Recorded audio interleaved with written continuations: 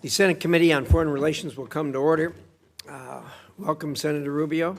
Before we start, I'll tell you what we're going to do here. I'm going to make an opening statement. Senator Shaheen is. We will then defer to Senator Rubio. Then we'll go, excuse me. He took your chair and thinks he's running the place now, kind of like you did. Anyway, we'll then have your statement, Secretary Rubio, and then we're going to open it up to a round of 5-minute questions. Before we talk any further about what we're going to do, I want to talk a little bit about what we're not going to do. As you know, since I've taken chair of the committee, we have a zero tolerance on any kind of protests, on any kind of attempt by anyone in the audience to contact, influence, or in any way communicate with either the witness or people that are here on the dais. So that includes no signs, no standing up, obviously no shouting or comments. And so you'll be interested to hear, Secretary Rubio, since you were here last time, it's been calm and quiet. We haven't had to run anybody out of here. But if we have a problem, you'll be taken into custody and banned from the coming into this room for the next year. So with that, I would like to say a warm welcome back, Senator Rubio. We're always glad to have you here and so glad you're happy to spend time with us. You've picked up a little bit more responsibility since we saw you last time, but you don't look any worse for the wear, so I think you can handle it. And it's good to have you here again. Under President Trump and your work at the department, this administration has accomplished incredible things in a short period of time. To name a few, a secure border, a ceasefire between India and Pakistan, continued pressure on both the Russians and the Ukrainians to end the war, and the return of American hostages from the clutches of Hamas. You've instituted a return to the office for states' employees and a return to a merit-based hiring system, ensuring the department can deliver for the American people. And of course, the Trump administration has sought to overhaul our federal spending, cutting much of the waste and abuse that wreak havoc on America's bottom line. Indeed, today up here, one of the main concentrations we have of the view is the fact that we're going upside down $1 trillion every 150 or so days. You've done all of these things while maintaining our strong presence abroad. This committee has worked hard in a bipartisan manner to approve 31 nominees for posts here and overseas to make sure you have the staff you need. And we continue to do so because you can't be everywhere at once, and the U.S. must have high-level representation on the world stage. This is important because we face threats from all across the globe. Actors from China to Russia, from North Korea to Iran have united in an authoritarian axis bent on weakening the United States. I believe China is America's greatest long-term competitor. But the previous administration treated China like an ally we disagreed with rather than an aggressor that takes advantage of America and our allies at every level. The Chinese government is fundamentally different from the United States. Where America promotes free markets and innovation, the CCP clamps down on businesses and steals American intellectual property. Where we believe that every person has God-given rights, the Chinese government commits genocide against Uyghurs and other minorities in China and harasses dissidents here in America. We want to work with you to ensure you have the tools you need to counter Chinese influence, including through the Development Finance Corporation and the Millennial Challenge Corporation. To truly counter China, we need to catalyze private sector growth worldwide where we can. As you know, China is not the only threat. Over the last decade, particularly in the last 3 years, Putin's aggression has created the largest security crisis in Europe since the Second World War. President Trump is working diligently to help end this conflict. We need to keep pushing our European allies to increase cooperation on security. Some have already boosted their defense spending to 5%, but many still need to take stronger steps to confront the threats they face from Russia. In the Middle East, even after the president's successful trip, tensions remain high. Hezbollah remains a disruptor to reform in Lebanon. Baghdad must work to disarm Iranian-backed militias. Israel remains under constant threat from Hamas and Iran's other proxies. And we all hope Syria's government lives up to the opportunity you and the president have given the country with sanctions relief. Meanwhile, The maximum pressure campaign this administration is reinstating on Iran is very promising. We stand a real chance at bringing greater stability to the Middle East. I know you and the President will continue this important work. Finally, I greatly appreciate President Trump's efforts to address long-standing issues with our foreign military sales process. Rebuilding our defense industrial base is critical to America's long-term national security, and FMS reform can play a vital role in that effort. However, I should note that many of the problems that plague the FMS process are the result of less than desirable policies and practices at the Department of Defense. It is in our interest to expand our defense production capacity and deliver needed capabilities to our allies. This committee has always worked closely with the administration on foreign military sales, and I know this will continue under your leadership. Secretary Rubio, as you and President Trump remake the State Department, I hope you'll consider this committee a partner and closely collaborate with us. As you bring the department into the 21st century through thoughtful reforms, I hope to finally see implementation of my Secure Embassies Construction Counterterrorism Act and Mission in a Box Act. These laws will help build new embassies easier, faster, and more cost-effectively, consequently freeing our personnel to conduct diplomacy abroad that advances American interests while better positioning the U.S. government to outcompete adversaries like China. Everyone who sits or has sat on this dais, including you, cares deeply about America's standing in the world. I look forward to hearing your vision for the ongoing State Department reorganization and how it will protect our national security interests. Thank you again for coming today. Again, a warm welcome, Senator Shaheen. Thank you, Mr. Chairman. Secretary Rubio, welcome back. 4 months ago, you sat in that chair and you said that China is, quote, the most potent and dangerous near-peer adversary this nation has ever confronted. You called China an industrial competitor, an economic competitor, a geopolitical competitor, a scientific competitor. I believe you were right. And yet, this administration has eviscerated 6 decades of American foreign policy investments, undercutting our ability to compete with adversaries like China. And Beijing is not just sitting back. As Elon Musk took a chainsaw to USAID and you proposed cutting 83% of foreign assistance programs, China has promised increasing its diplomatic budget by 8.4%. As we move to reduce our diplomatic workforce and discuss closing U.S. embassies, China has more diplomatic missions than any other nation on earth.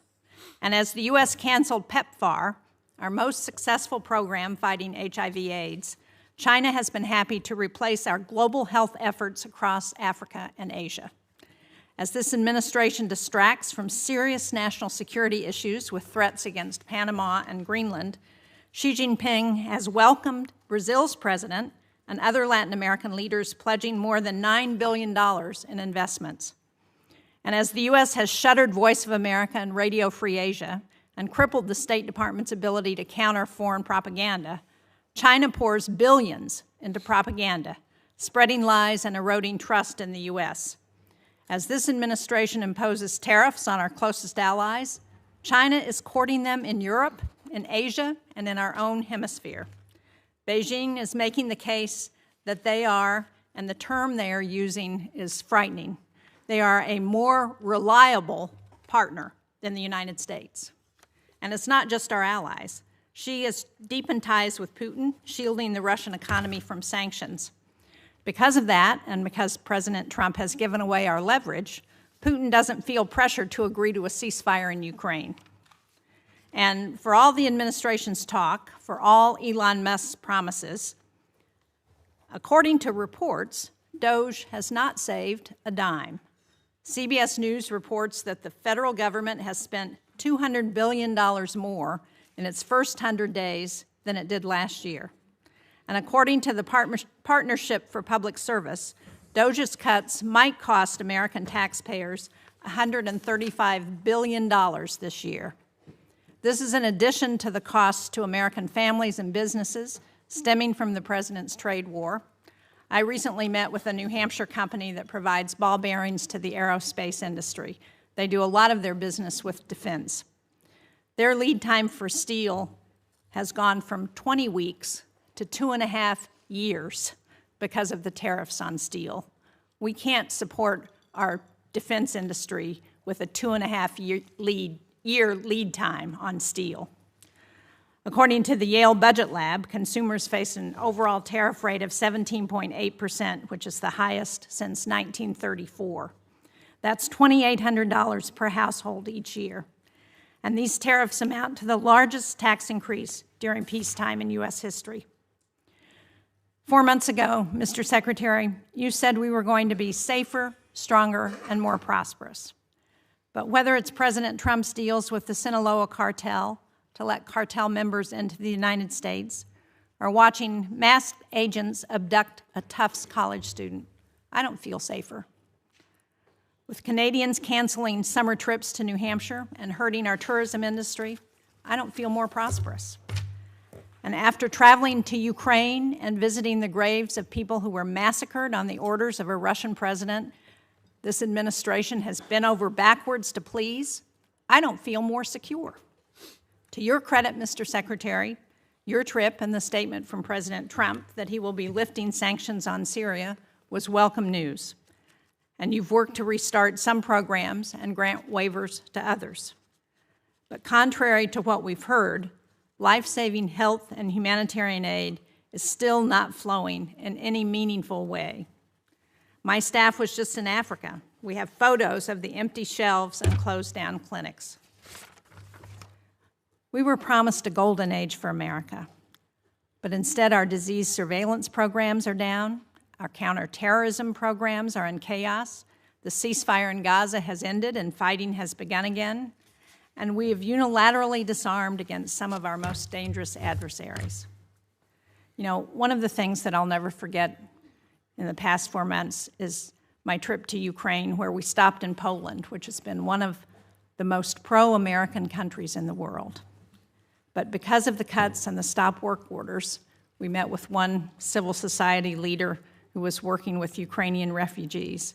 And he said to me, to the Codel, we always looked up to Americans. You are a trusted ally. My trust in America is broken.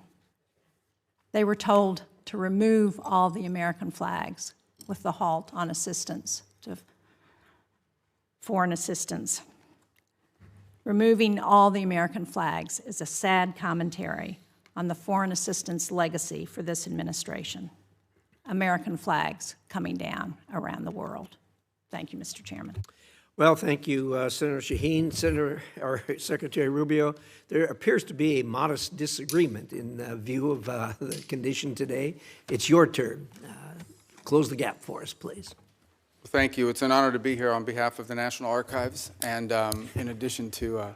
We don't have time for you to list. Okay, well, we'll focus on state today. I appreciate the opportunity to speak to you today. You know, when I came here 4 months ago, I told you that what I wanted was a State Department that was at the heart and soul of American foreign policy, that it was the single biggest driver both of action but also of ideas, and we're well on our way to achieving that. And the way I'll talk about some of the individual things we've accomplished during that time, but first let me explain sort of some of the processes by which we seek to arrive at it. The first is a reorganization of the way the State Department functions. And we have sort of previewed that with the committee and many of the individual members. Obviously, we'll have to we've taken input and are taking input now through the notice process, and then we'll come back to you with a formal congressional notification once. But we are taking a lot of the input, both provided by individual members and your staff, but also from inside the building. But if I could simplify, the goal is this, and that is... Yeah, all right, first.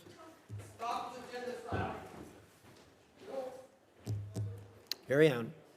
The goal is to drive power and action in our agency to the regional bureaus and to our embassies on everything we do. We want our foreign policy to be holistic. So, for example, we recognize that the set of factors, both in diplomacy and foreign aid in Guatemala or in Trinidad or in Jamaica, are going to look different than they may somewhere in Africa, somewhere in the Indo-Pacific region. And we want those decisions and the influence over those decisions to be made, to be driven to the regional bureaus. And so what we've done is we've taken a lot of the functional bureaus and functional processes and moved them under the purview of the regional bureaus and the career individuals that serve there, and ultimately down to the embassy. One of our first tests, Senator Shaheen, is going to be in Syria. We don't have an embassy in Syria. It's operating out of Turkey. But we need to help them. We want to help that government succeed because the alternative is full-scale civil war and chaos, which would, of course, destabilize the entire region. And we are going to allow our people on the ground, both our embassy personnel at the Damascus embassy located in Turkey, and for the short period of time, at least, or in the interim, our ambassador in Turkey, to work with local officials there to make determinations about what kind of aid they need. Is it humanitarian? Is it improving law enforcement or governance functions? We think it's going to be the first test of this new model, but I strongly believe that our decisions and the power to drive decisions and the decisions and the inputs that we're taking have to be driven in many cases from the bottom up, not from the top down, and focused on the fact that there is unique sets of factors in individual parts of the world that require different priorities and attention. And ultimately, foreign policy, mature foreign policy, requires a balancing of interests. That's just a fact. Okay? Our human rights agenda is going to look different in certain parts of the world than it will in others. That doesn't mean that we as a people have abandoned it. That means that in a world where you need to conduct real foreign policy in a mature and structured way, there are ways you're going to have to balance all these.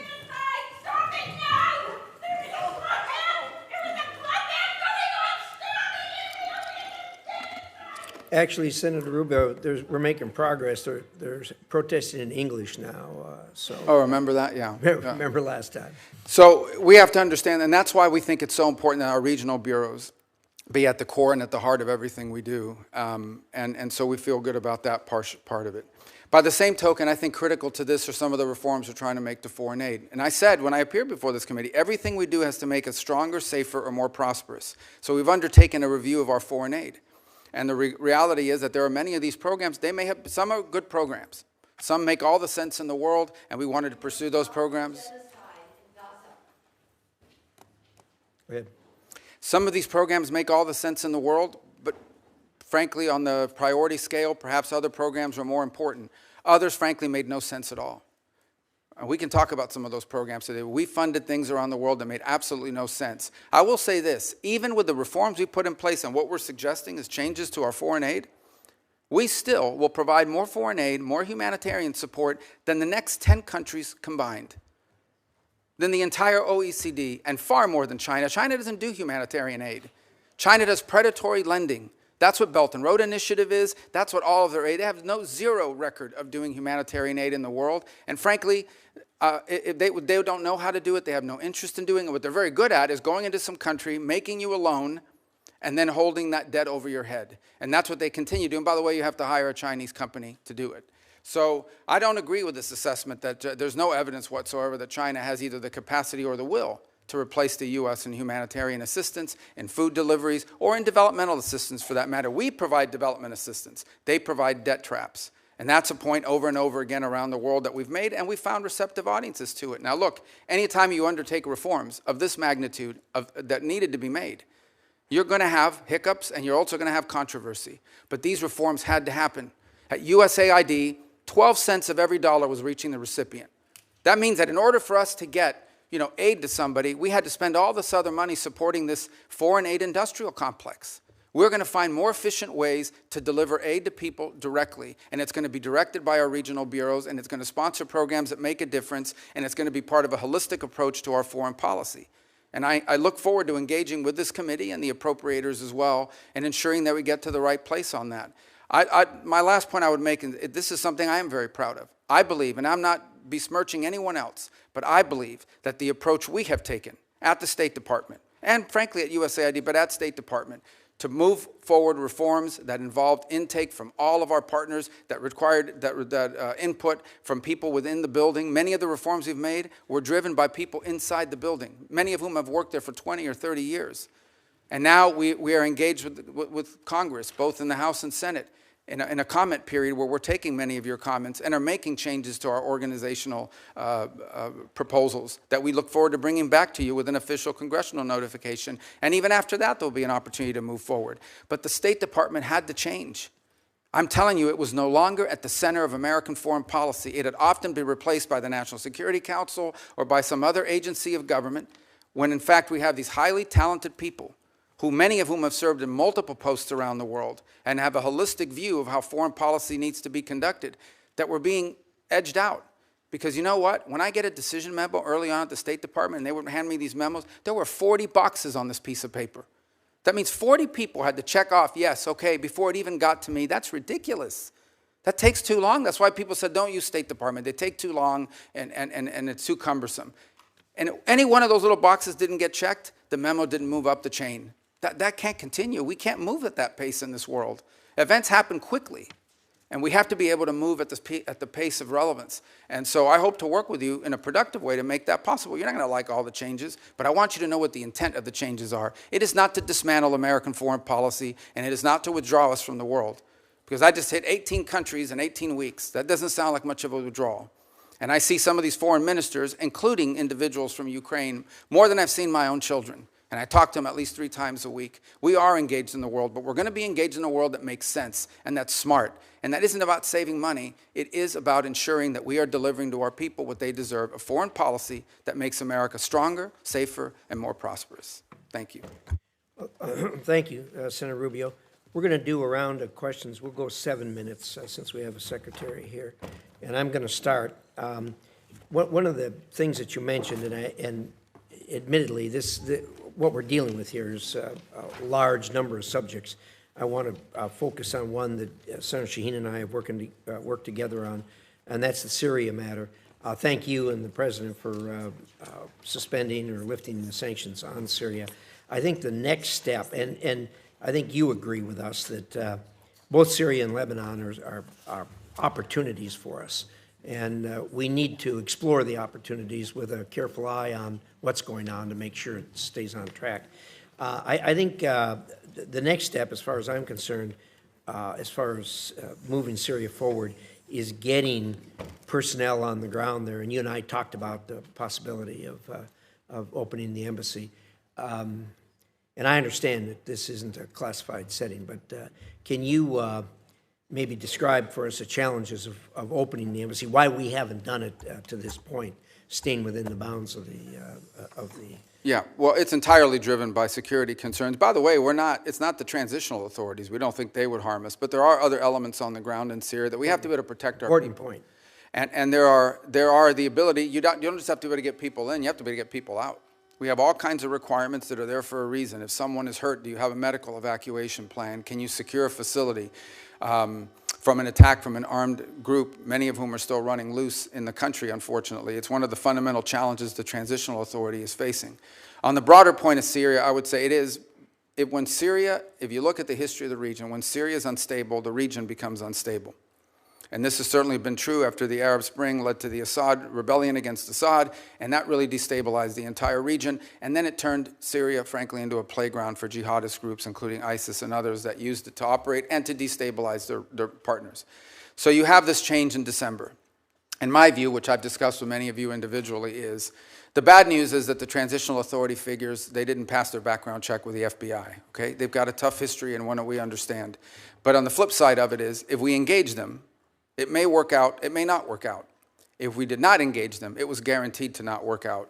In fact, it is our assessment that, frankly, the transitional authority, given the challenges they're facing, are maybe weeks, not many months, away from potential collapse and a full-scale civil war of epic proportions, basically the country splitting up. The good news is that there is a Syrian national identity. It is one of the places in the Middle East where Alawis and Druze and Christians and Sunni and Shia have lived and Kurds have lived alongside each other underneath the banner of a Syrian identity until it was broken by a butcher, Assad, who pitted them against each other. So they face a number of challenges. The first is they are dealing with deep internal distrust in that country because Assad deliberately pitted these groups against each other. He claimed to be the protector of the Alawis and the Christians and pitted them against the Druze or whoever else he wanted to, and the result is a deep level of distrust. The second is the displacement, upwards of 6, 7, 8 million Syrians living abroad. Very successful, by the way, in the countries they go to. But we need to figure out how we can enable the transitional authority to create an environment where they come back home, where they can come back to their homes, where they can help rebuild their economy. But what prompted the president to move quickly on sanctions? Because we had a plan. We engaged with the foreign minister at the UN here in New York. We gave him a visa to come into the country. We allowed their finance minister to come to World Bank meetings here in Washington, D.C. The next step was I was going to meet with the foreign minister, and some of you may have met with him already at Munich, but I was going to meet with him in Turkey at the NATO gathering. But the president had an opportunity to meet with al-Shara, and frankly, he made a bold decision. I'll do it. I'll meet with them under the Saudis and the Turks that encourage that. And the rationale and the reason is we need to, right now, the most important thing is that partnering nations, the nations in the region want to get aid in, want to start helping them, and they can't because they're afraid of our sanctions. So they don't. The lifting of the sanctions, its most immediate impact will be to allow neighboring countries to begin to assist the transitional authority to build governance mechanisms that allow them to actually establish a government, unify the armed forces under one banner and the like. But I want to be frank, that won't be enough. You know, with the Caesar Act, we can issue waivers, but these waivers, because of expirations on them, are not going to attract the kind of foreign investment. Ultimately, there's going to have to be something done congressionally or more comprehensively to ensure that if the right steps are taken, we can create an environment for private sector growth that begins to provide economic opportunity to the people of Syria. But one last point I would make is the outcome in Syria will have a deep impact on what happens inside of Lebanon, because Lebanon, too, has been hurt by a combination of clashes at the border, but also they've had to assume responsibility for some of these Syrian refugees. We believe that, by the way. So the combination, if you think about a region, let's say 2 years from now, where Syria and Lebanon are stable, that opens up incredible opportunities around the region for all kinds of peace and security and the end of conflicts and wars. Obviously, this is a big task. It's, you know, big picture thinking, but it's a historic opportunity and one that we are obligated to try to explore and see if we can make it work. Thank you. I appreciate that, and I think we're in full agreement with this, and it is a conundrum as far as the sanctions are concerned. We've got the 6 months, but as you say, the future, it's hard to predict the future since it hasn't happened yet, as Yogi Berra used to say, and there are real issues and risks in the future. We can take it a step at a time. You issued a visa to the foreign minister. Senator Shaheen and I met with the foreign minister in Munich. You issued him a visa to come to New York, which was important to meet with other heads of state. Do you have the ability to do that for the president also? Sure. I mean, we could, and there may be an opportunity to do that come the General Assembly of the United Nations. Yeah, probably will be, and I think that's important. Let me, you know, we do hear a lot of complaining and renting of garments over cuts here and there on our foreign assistance, but the number you laid out is absolutely stunning. That the United States contributes more to foreign aid than the next 10 countries put together. I mean, that's an absolutely stunning number. So I guess what you're telling us, before we feel too guilty about it, that we need to look around and compliment ourselves for what we are actually doing and have been doing for a long time. Fair statement? Yeah, there's no doubt, and we want to do it in a smarter, more targeted way. Yeah. Lastly, let me give you a minute on PEPFAR. People talk a lot about the cutting in PEPFAR, and I think virtually everyone here supports PEPFAR. But you've done some things to it to make it better. Can you give us a short dissertation on that? Very short, please. 85% of PEPFAR is functional right now. I know there was some hiccups on the payment systems, not the waivers, the payment systems, because it goes to Treasury. Treasury has to push the money out. And there were some hiccups, which I acknowledged in conversations with many of you, but we have fixed that program and the money's flowing. So 85% of PEPFAR is functioning and is operating. There was reduction in about 15% of or individual pieces of the program, but PEPFAR today stands at 85% of functionality. And you know, when I hear these stories about, well, the money's, we're moving money out of the building every single day, 20 million one day, 35 million the other. I mean, money is moving out the door. It's going to somebody. Some of it is going to pay for work that was conducted in December, January, February before the freeze, so we are paying back invoices on some of them. But most of it, a lot of it, is going towards ongoing programmatic activities that are approved and that we've either through a waiver and or approval process are moving forward on. Thank you. Appreciate that. Senator Shaheen. Thank you, Mr. Secretary. I have a number of questions, but I first want to go back to what you had to say about China, because I agree that their efforts are predatory. But I think somebody may be missing what they are doing in response to our ceasing of foreign assistance in places. And Mr. Chairman, for the record, I'd like to submit this fact sheet. The PRC supporting international assistance is U.S. withdraws. It's dated April 29th. And just to give you a few examples, Earlier this month, General Michael Langley, who's the commander of U.S. Africa Command, I sit on the Armed Services Committee, and when we asked him about the end to specific USAID programs, he stated that the PRC is trying to replicate, in quotes, specific USAID programs in Africa that the Trump administration cut, including PEPFAR. And I mean, there are several pages of these examples. Another one is in Cambodia. After the U.S. terminated $2 million in demining programming in Cambodia, the PRC immediately announced $4.4 million to expand its own demining programs. The PRC also recently stepped in to fund child literacy and nutrition programs previously supported by USAID. So we can pretend that China is not doing these things and picking up and promoting themselves as a reliable partner when the United States is not. But we have specific examples that show where this is happening. But I want to move to Ukraine because we heard the conversation that the president had with Vladimir Putin, the phone conversation where Putin didn't agree to any meaningful negotiation that would end this war in Ukraine. As President Trump has admitted, Vladimir Putin is taking him for a ride. Now, we have a bipartisan bill in the Senate that's led by Lindsey Graham. It has 80 sponsors.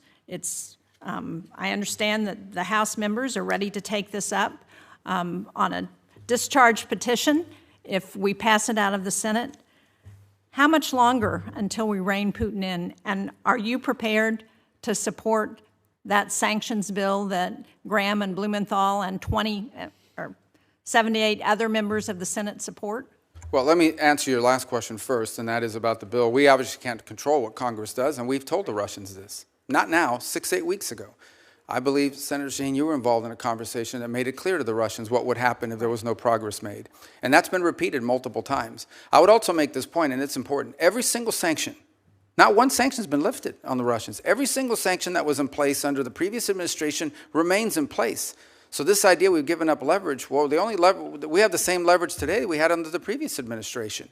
Well, Mr. Secretary, I would argue that the leverage that we've given up is taking NATO membership off the table, taking away a commitment to continue to help the Ukrainians with intelligence sharing and with military equipment and arms that they need to help fight this war. Well, that continues. There was a pause for 1 week. All of that was restarted. That was intelligence sharing, though, but it doesn't cover the equipment and arms. Oh, absolutely. That program has not been rescinded. They continue to receive armaments from the United States. And we continue to fund what the Ukrainians need as the president, and are you prepared to pass another supplemental bill to support them? Well, that's a different decision. That's a different question. That's not up for me to decide. The White House would have to make a determination about whether to come to Congress for a supplemental. But everything that's been approved and congressionally appropriated is ongoing.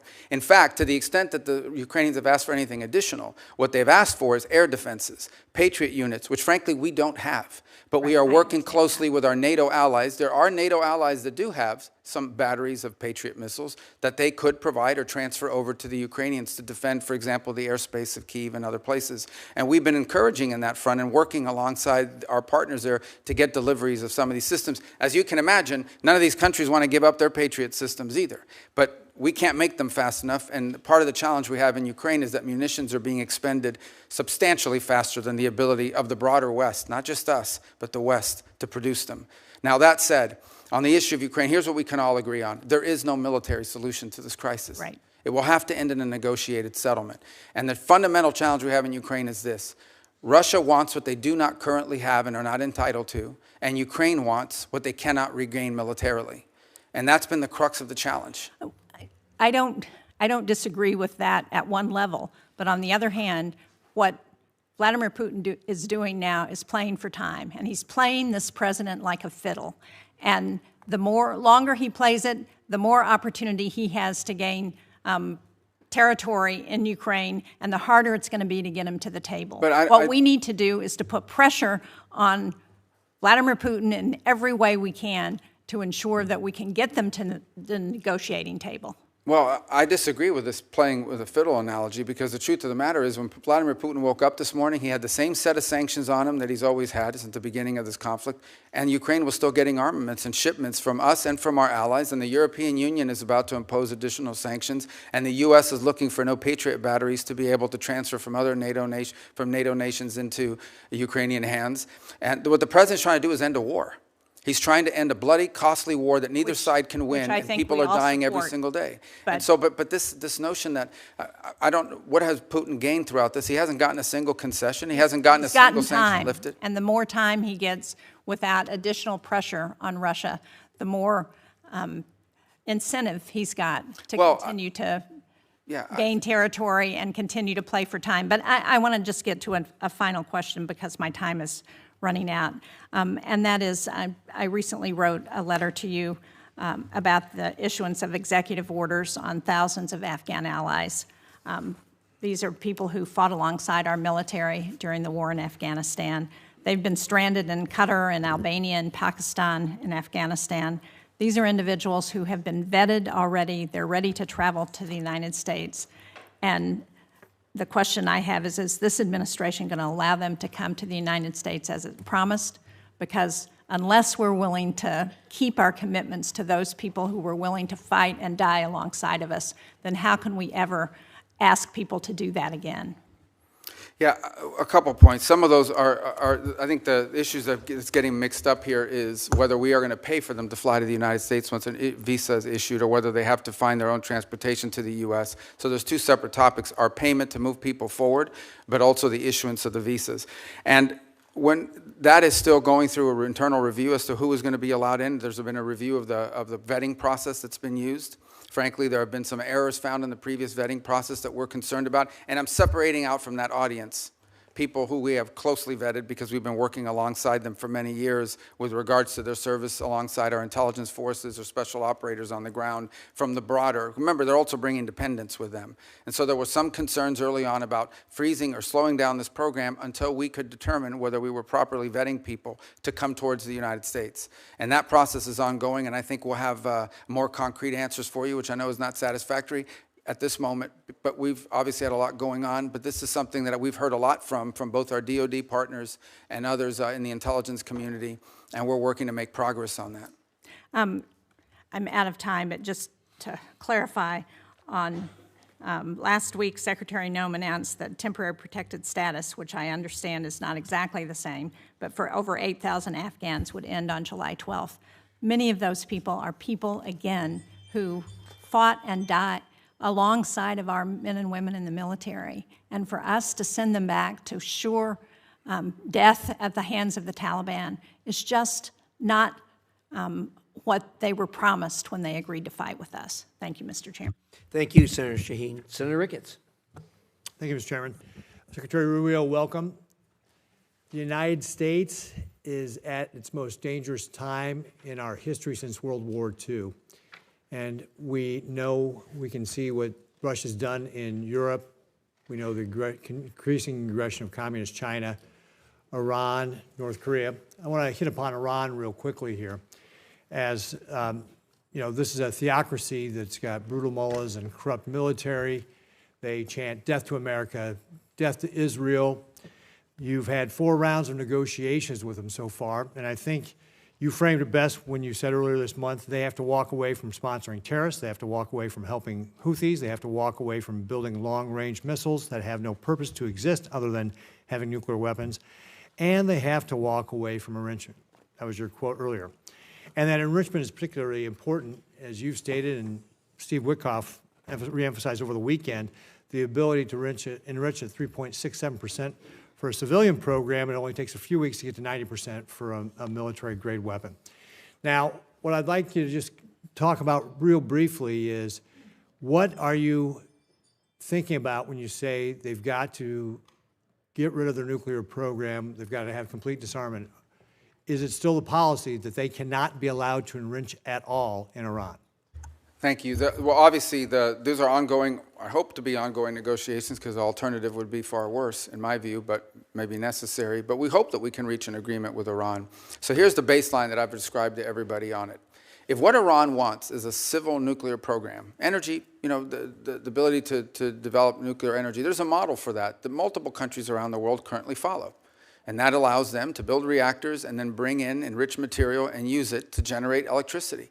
And that's a model that will be available to Iran potentially if they choose to take it. If, on the other hand, they want to retain enrichment capability. And I just described this because if anyone's watching this or in the future, this can get a little complex. All of you understand it, but for the general public, it's important when you get into the details of this. Once you know how to enrich at any level, all you need is time to be able to enrich at a higher level. And they've already proven the ability to enrich at a higher level. In fact, they have and are doing so now. In fact, their legislative branch passed a law requiring them to break JCPOA and enrich way beyond, almost well beyond 60%.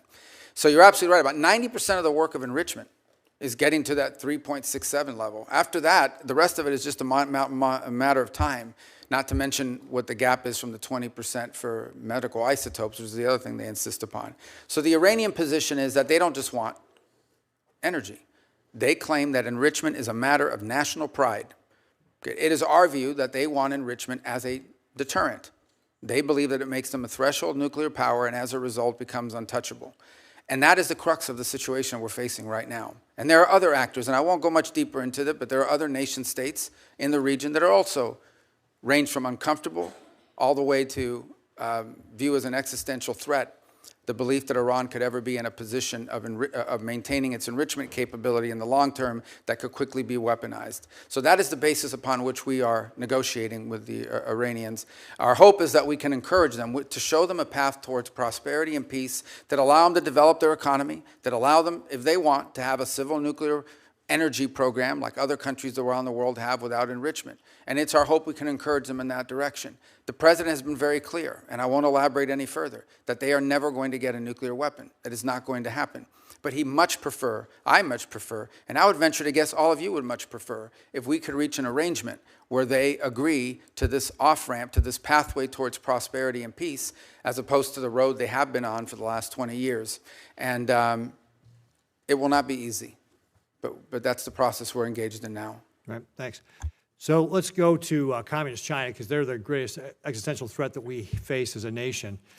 We both agreed last time you were before this committee that we need an all-of-government, not just an all-government, but we also need an all-of-society approach on how we face communist China. This was illustrated in a recent table talk exercise that I did with Sarah Coons and others, and I'm talking about contingency where Beijing tries to do an energy quarantine on Taiwan to force them to capitulate. And obviously unlocking Americans' energy is one of the ways that we can help counter this with LNG and biofuels, some of our strongest tools to be able to help our allies and partners. Cutting red tape, unleashing American energy in the private sector, we're positioned to be an energy supplier here of choice. But we need the infrastructure in place, and that includes having a West Coast LNG terminal. Can you talk a little bit about what you're thinking about when it comes to this type of contingency with regard to an energy quarantine in Taiwan and how the administration would approach that? Well, first of all, it would be devastating. The U.S., as you know, has agreements in place and assurances it's made on maintaining the status quo in that region, and those will remain viable without trying to be alarmist here. We know what those are, and we hope that never happens. But I think the broader issue that you touch upon, which I don't think is widely understood, again, members of the committee who follows this closely understand it, but more broadly, is the dangerous imbalance that has developed between China and the rest of the world on a number of fronts. The first is on access to rare earth minerals, which they have secured access rights all over the world on virtually every continent. They are predominant and or leading in their access. And it's one of the points of frustration that I have. You go to a country and you see how much money we've given in humanitarian aid, but when it comes to rare earth mineral rights and exploited, rights to natural resources, it's all on the Chinese side. So where's the connection between the aid we give to help countries survive and the fact that the Chinese are going in and somehow from these governments, bribery or otherwise, getting a hold of all these rare earth minerals and leases and contracts all over the place, not just in Africa, in Latin America, all over the place. The second is processing. They process all these rare earth elements. So we are literally, if they decide one day we're going to cut the world off, and they've threatened to do so to some extent with these trade negotiations, you won't be able to build an engine in this country. You won't be able to build a rocket or any of the things that we use in daily life. This is a very dangerous situation that's developed that has to be addressed as well. A lot of it will require domestic changes in our own country and building up our own domestic capabilities, for example, to refine rare earth minerals and to process, but also just to make things. Pharmaceuticals, another dangerous imbalance. We were, all this talk about them getting close to the Europeans, they're dumping on the European market. They're dumping electric cars. They're dumping all kinds of products because they're overproducing. They don't consume. So they dump all these products onto the European marketplace. But you know what the Europeans are very concerned about, the Italians in particular? They used to lead the world in pharmaceuticals, at least in the precursors and the key elements and the basic ingredients. Now the Chinese dominate 80-something% of that industry. They could cut off our medicine. So I think when you talk about energy, I could apply that to a host of critical industries in the 21st century. If we don't address that imbalance, which is what we're hoping to do with some of the trade proposals, but also domestic matters that the administration is taking on, we're going to be in real tough shape here very soon if we're not already. Thank you very much, Mr. Secretary. I see my time is up, but I look forward to continuing to talk with you about how we can create this all-of-society strategy to be able to fight back against Communist China, because you just laid out a lot of the things that we're at risk at, and we have to have a way to be able to push back on them so that they don't decide to try to take Taiwan by force or try to do an energy quarantine, which could lead to a war which would be devastating for everybody. Thank you, Mr. Chairman. Thank you. A sobering analysis of where we are on the supply chain. Senator Coons. Thank you, Mr. Chairman, Ranking Member. Thank you, Secretary Rubio. Look forward to 2 sessions together today. This afternoon, you'll be in front of the Appropriations Subcommittee. And I think there's going to be some themes across both of these. First, I think we all agree that China poses our single greatest geopolitical threat and that we have no choice but to deter China across the board and to outcompete China. Senator Ricketts and I just traveled to the Philippines and Taiwan and saw directly the challenges that we face there and regionally. And you've recently had some significant successes, the DRC, Rwanda, peace transition, the avoidance of escalation in India and Pakistan, the opening towards Syria. But I also frankly think that there's been a real lack of coordination and some serious harm to our standing in the world with some of the countries that we have worked most closely with over decades.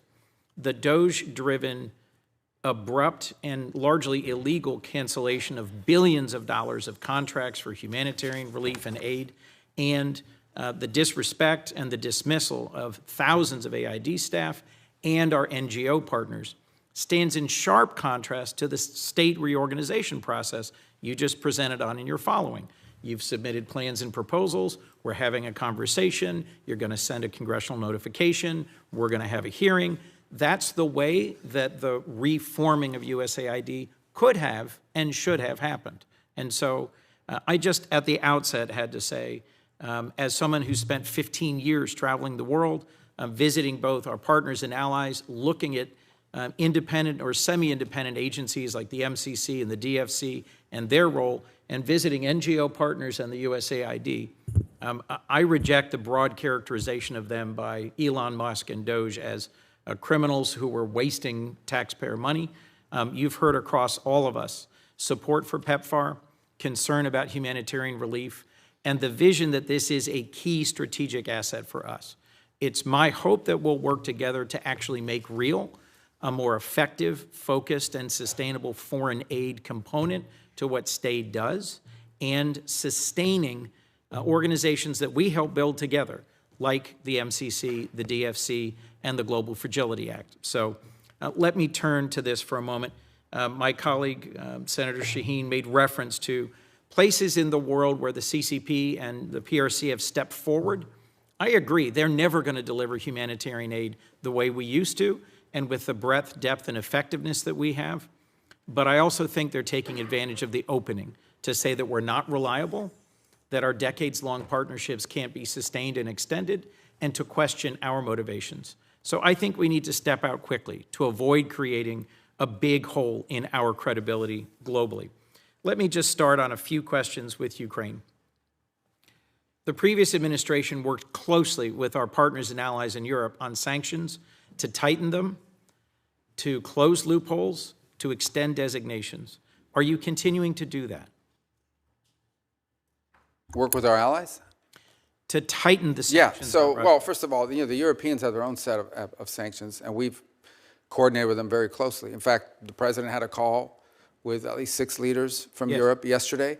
I had meetings with what we call the Quint that include Italy, Italy, France, the UK, the Germans, the French. So we are in constant contact with them on the work that they're doing. And they're proceeding along their own route. And in fact, in our conversations in the past with the Russians, we made clear to them that the Europeans and ultimately will have to be at the table because they have their own set of sanctions that they're imposing. So the answer to your question is we have worked very closely with them. The president understands fully the options he has available to him, some of which are represented in the bill before the Senate. In the bill before the Senate that Senator Graham and others have led and that I co-sponsor, I think we have an opportunity to put more pressure on Russia and to push Putin to get to the table and to agree to a just and enduring peace. Do you support that sanctions bill? And do you think we should continue to arm Ukraine and to strengthen the sanctions against Ukraine in order to create the conditions for a real negotiation? Yeah, look, it may come to that point. If, in fact, it is clear that the Russians are not interested in a peace deal and they just want to keep fighting a war, it may very well come to that point. The president has made that in the past.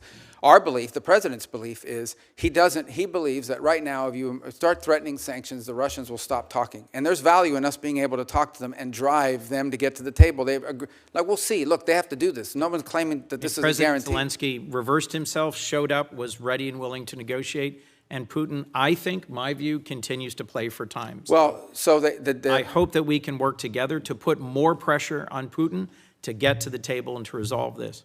The other thing that I see clearly, and I think many of my colleagues do, is that what happens in Ukraine sets the table for what happens in the Indo-Pacific. That there's an increasing coordination between the Russians, the Iranians, the DPRK, and the PRC. Do you see that as well, Mr. Secretary? Well, we remind our European allies every day that were it not for China, Russia would not be able to sustain this. And they're fully aware of that. And obviously, we all understand the presence of the North Koreans and the Iranian role in this as well. But by the same token, I would say there's a flip side to that, and that is every minute we spend, every dollar we spend on this conflict in Europe is distracting both our focus and our resources away from a potential for a much more serious and much more cataclysmic confrontation in the Indo-Pacific. So the answer is yes, they are related, but they're related both ways. They're related on the one hand by the precedent that it could set, but they're also related by the fact that every minute that we spend on this conflict that cannot be won by military means, every resource that's expended into it is money and time that's not being spent on preventing a much more serious confrontation from a global perspective in the Indo-Pacific. You made the point earlier that, in your view, we did not coordinate well enough between countries where we for decades had done humanitarian aid, disaster relief, public health work, and countries that ally with China in terms of resource mining and processing. One of the countries we visited was the Philippines. The Philippines is the most disaster-prone country on Earth. They have more typhoons, volcanoes, earthquakes than anywhere else, and they are a treaty ally of the United States. Yet we abruptly canceled a whole series of programs that provided disaster assistance, development assistance, and humanitarian aid. My hope is that we will work together to follow an appropriate and legal process to reform foreign aid and to align it with our values and priorities. I've long seen the MCC and the DFC as critical components in pushing back on what you correctly perceive as the PRC's extractive engagement with much of their region. What do you see as the future for organizations like the MCC and the DFC? And when we next speak this afternoon, I'll be pressing you on the America First Opportunity Fund and understanding how this nearly $3 billion Agile fund will fit into the picture for the future of aid. Yeah, on DFC, we don't control those two entities. They're independent. They're both undergoing a review. DFC, I think, has the opportunity to potentially even expand. That's not a commitment, but I'm telling you there's talk about that. On Millennium Challenge, I think that I saw some reporting out there that it was being imploded. My understanding is the way it's being approached is that it's being reformed but not done away with. It was actually created as an alternative to the way we did aid with USAID. And so there's work happening on both of them. So my personal view on DFC is I think DFC has an opportunity to perhaps do more. And it's the sort of investment we want to make around the world and the way it's structured. And on Millennium Challenge, it's undergoing a review right now, but the review is designed to improve it, not to eliminate it. Well, we should talk more directly about that. I'm concerned that what's happened in other agencies is happening there. The overwhelming majority of the headquarters staff being suspended or fired and then compacts eliminated more quickly than it's being reformed. Same thing with global communications through USAGM, Radio Free Europe, Radio Free Asia. I'm concerned that we are conceding spaces to the PRC when we should be working together on a shared objective, which is to deter and compete successfully with the PRC. Thank you. Senator Curtis. Thank you, Mr. Chairman. Mr. Secretary, as you talked about visiting 18 countries and not being with your kids, I had a pain of guilt with you being here today, but thank you for making this a priority and being with us today. This might surprise some of my colleagues and maybe even you, but for the last several years, I've led a Republican delegation over to the Conference of the Parties, COP, and I believe that a Republican voice is really important at that table. I would point to issues, for instance, like nuclear. When I first started attending COP, nuclear was out of power, and we were shouting from the housetops that we had to have nuclear power, and I think that's shown the influence of a Republican voice over there. Your agency has done, and I applaud, a lot of reduction in cost cutting. Part of that's been the State Department's Office of Global Change, which would normally handle the COP arrangements. I'm wondering who we would work with, and if you've given any thought of who we can coordinate to make sure the U.S. and that we have a good presence over there in Brazil. Yeah, so that'll be rolled into our Economics Bureau and the restructure. And I think on the energy front, it's actually going to be at the forefront of foreign policy for the next 100 years. One of the reasons why just AI alone and AI development alone is going to put a strain on the amount of energy that it's going to take to produce AI and AI-driven innovations will, we just don't produce enough global energy to meet it. And so it's going to provide two things: the strategic opportunities for nations that can deliver cost-efficient energy and in a sufficient volume. It's going to become an enormous opportunity for these countries to be leaders in the AI space.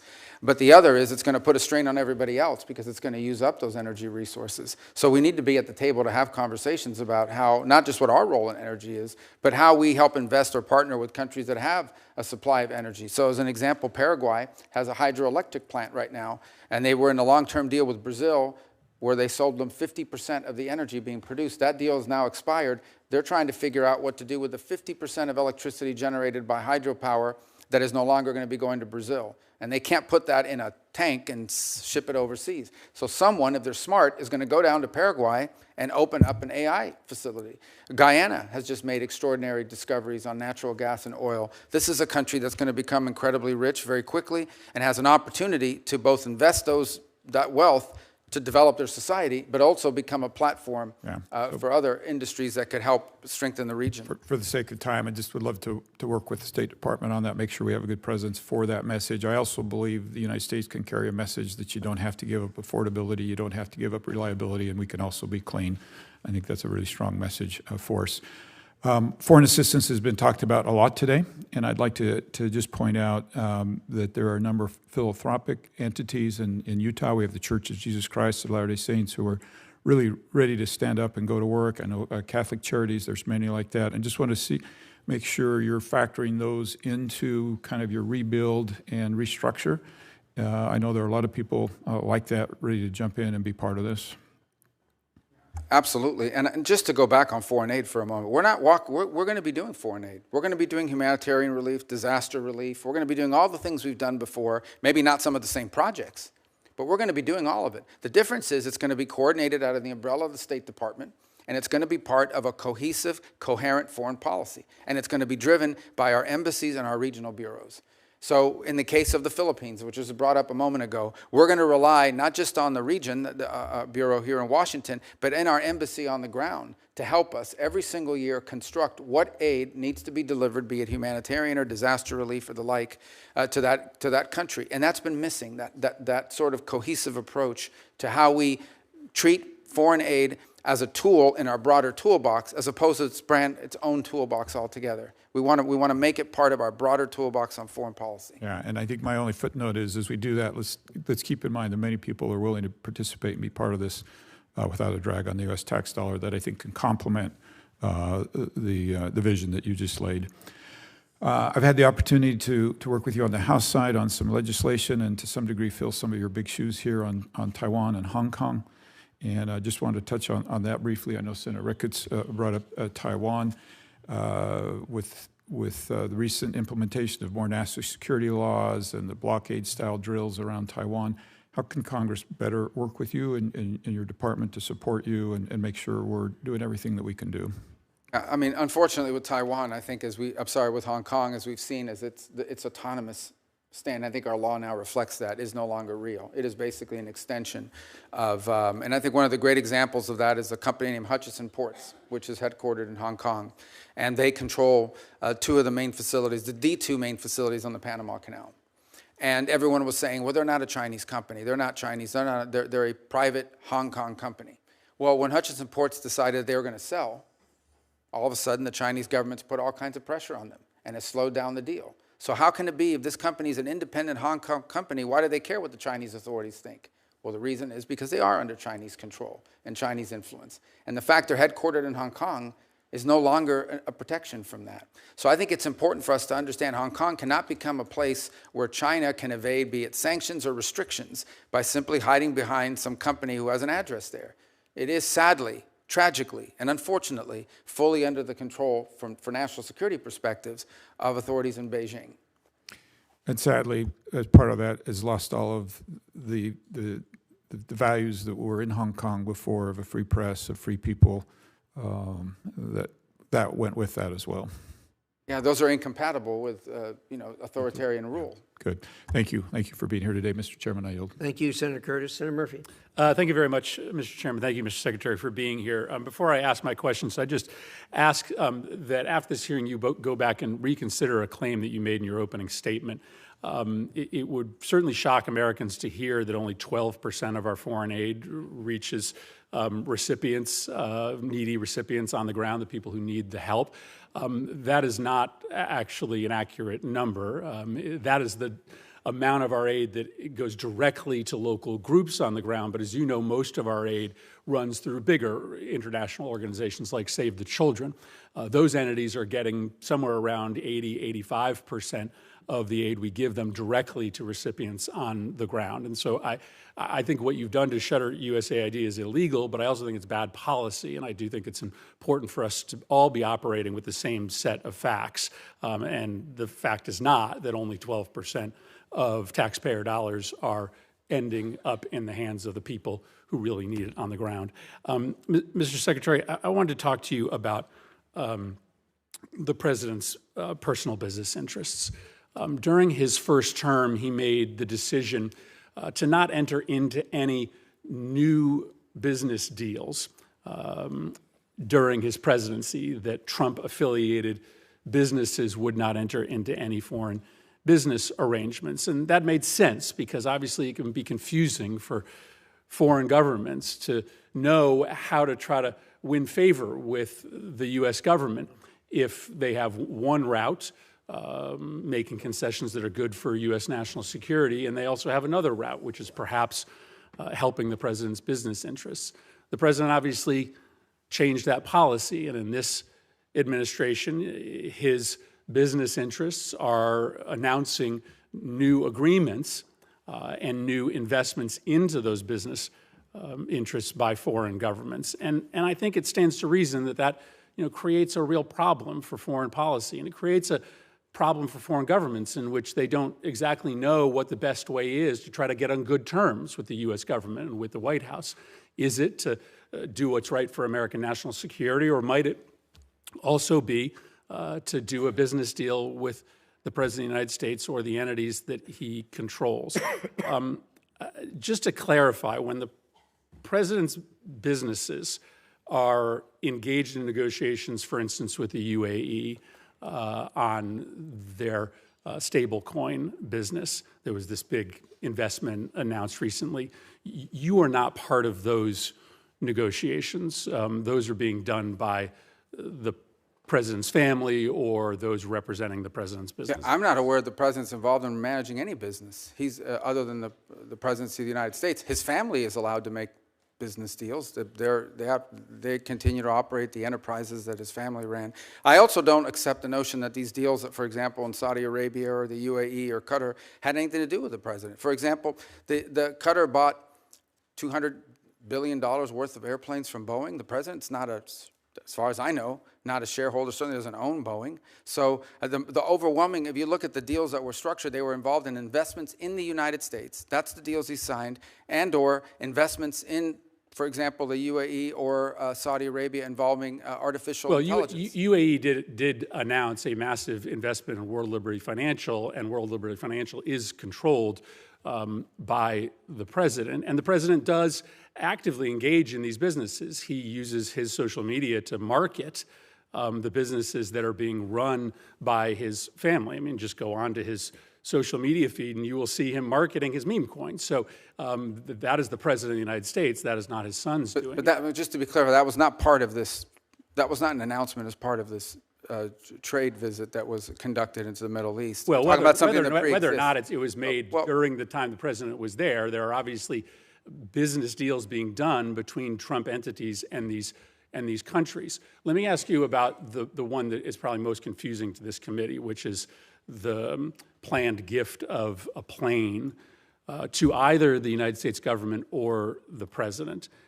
Is it your understanding that this luxury plane that Qatar has offered the president, and the president has announced he is willing to accept, is a gift to the United States government, or is it a gift ultimately to the president himself that he can use in his library? Well, you'd have to talk to the Department of Defense, because this is a replacement or at least a temporary bridge plane for Air Force One, the new Air Force One, which is way off its delivery schedule. And so that would have to be with the Air Force. They operate Air Force One.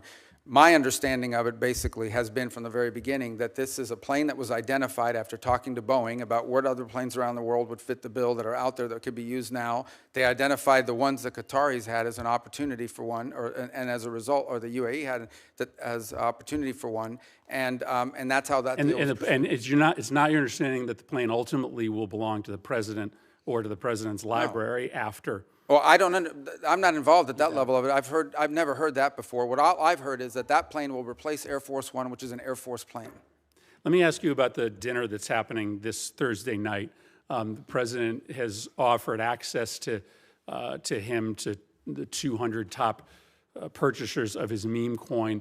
Reports are that maybe about half or more of those individuals who will be meeting with him, many in a VIP reception, are foreigners. Do you have a list of those foreign individuals who will be meeting with the president? I don't. I don't know anything about. I didn't even know there was a dinner on Thursday night, so I'm not sure what you're referring to. So you don't know whether any of the foreign individuals who are going to be meeting with the president this Thursday night, for instance, are on our list of sanctioned individuals, or whether any of those individuals have connections to, let's say, terrorist organizations abroad? Well, I think if they had terrorist links, the Department of Homeland Security probably would not have allowed them into the country. But again, I don't even know there is a dinner on Thursday. You're asking me about something I don't know about. Well, but listen, this is a dinner that the president is having.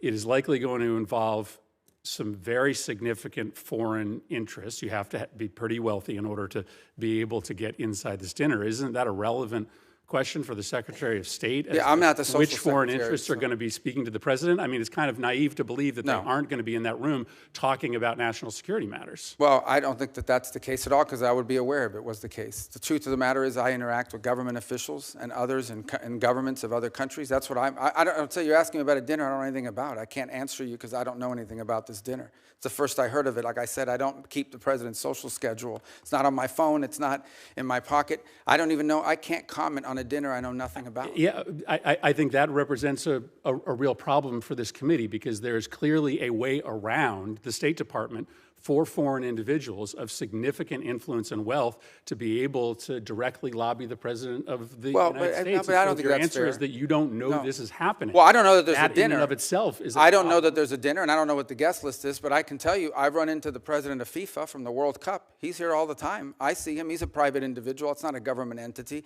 and he's met with the president and is friendly with the president. He doesn't have to go through me to meet with the president. The president has relationships and friends and people he's known for a long time. Some of them are foreigners.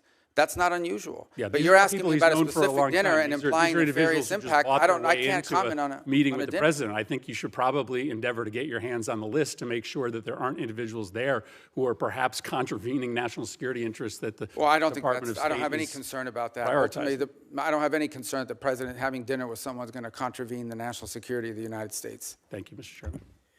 Thank you. Senator Kane. Thank you, Mr. Chair. Thank you, Mr. Secretary.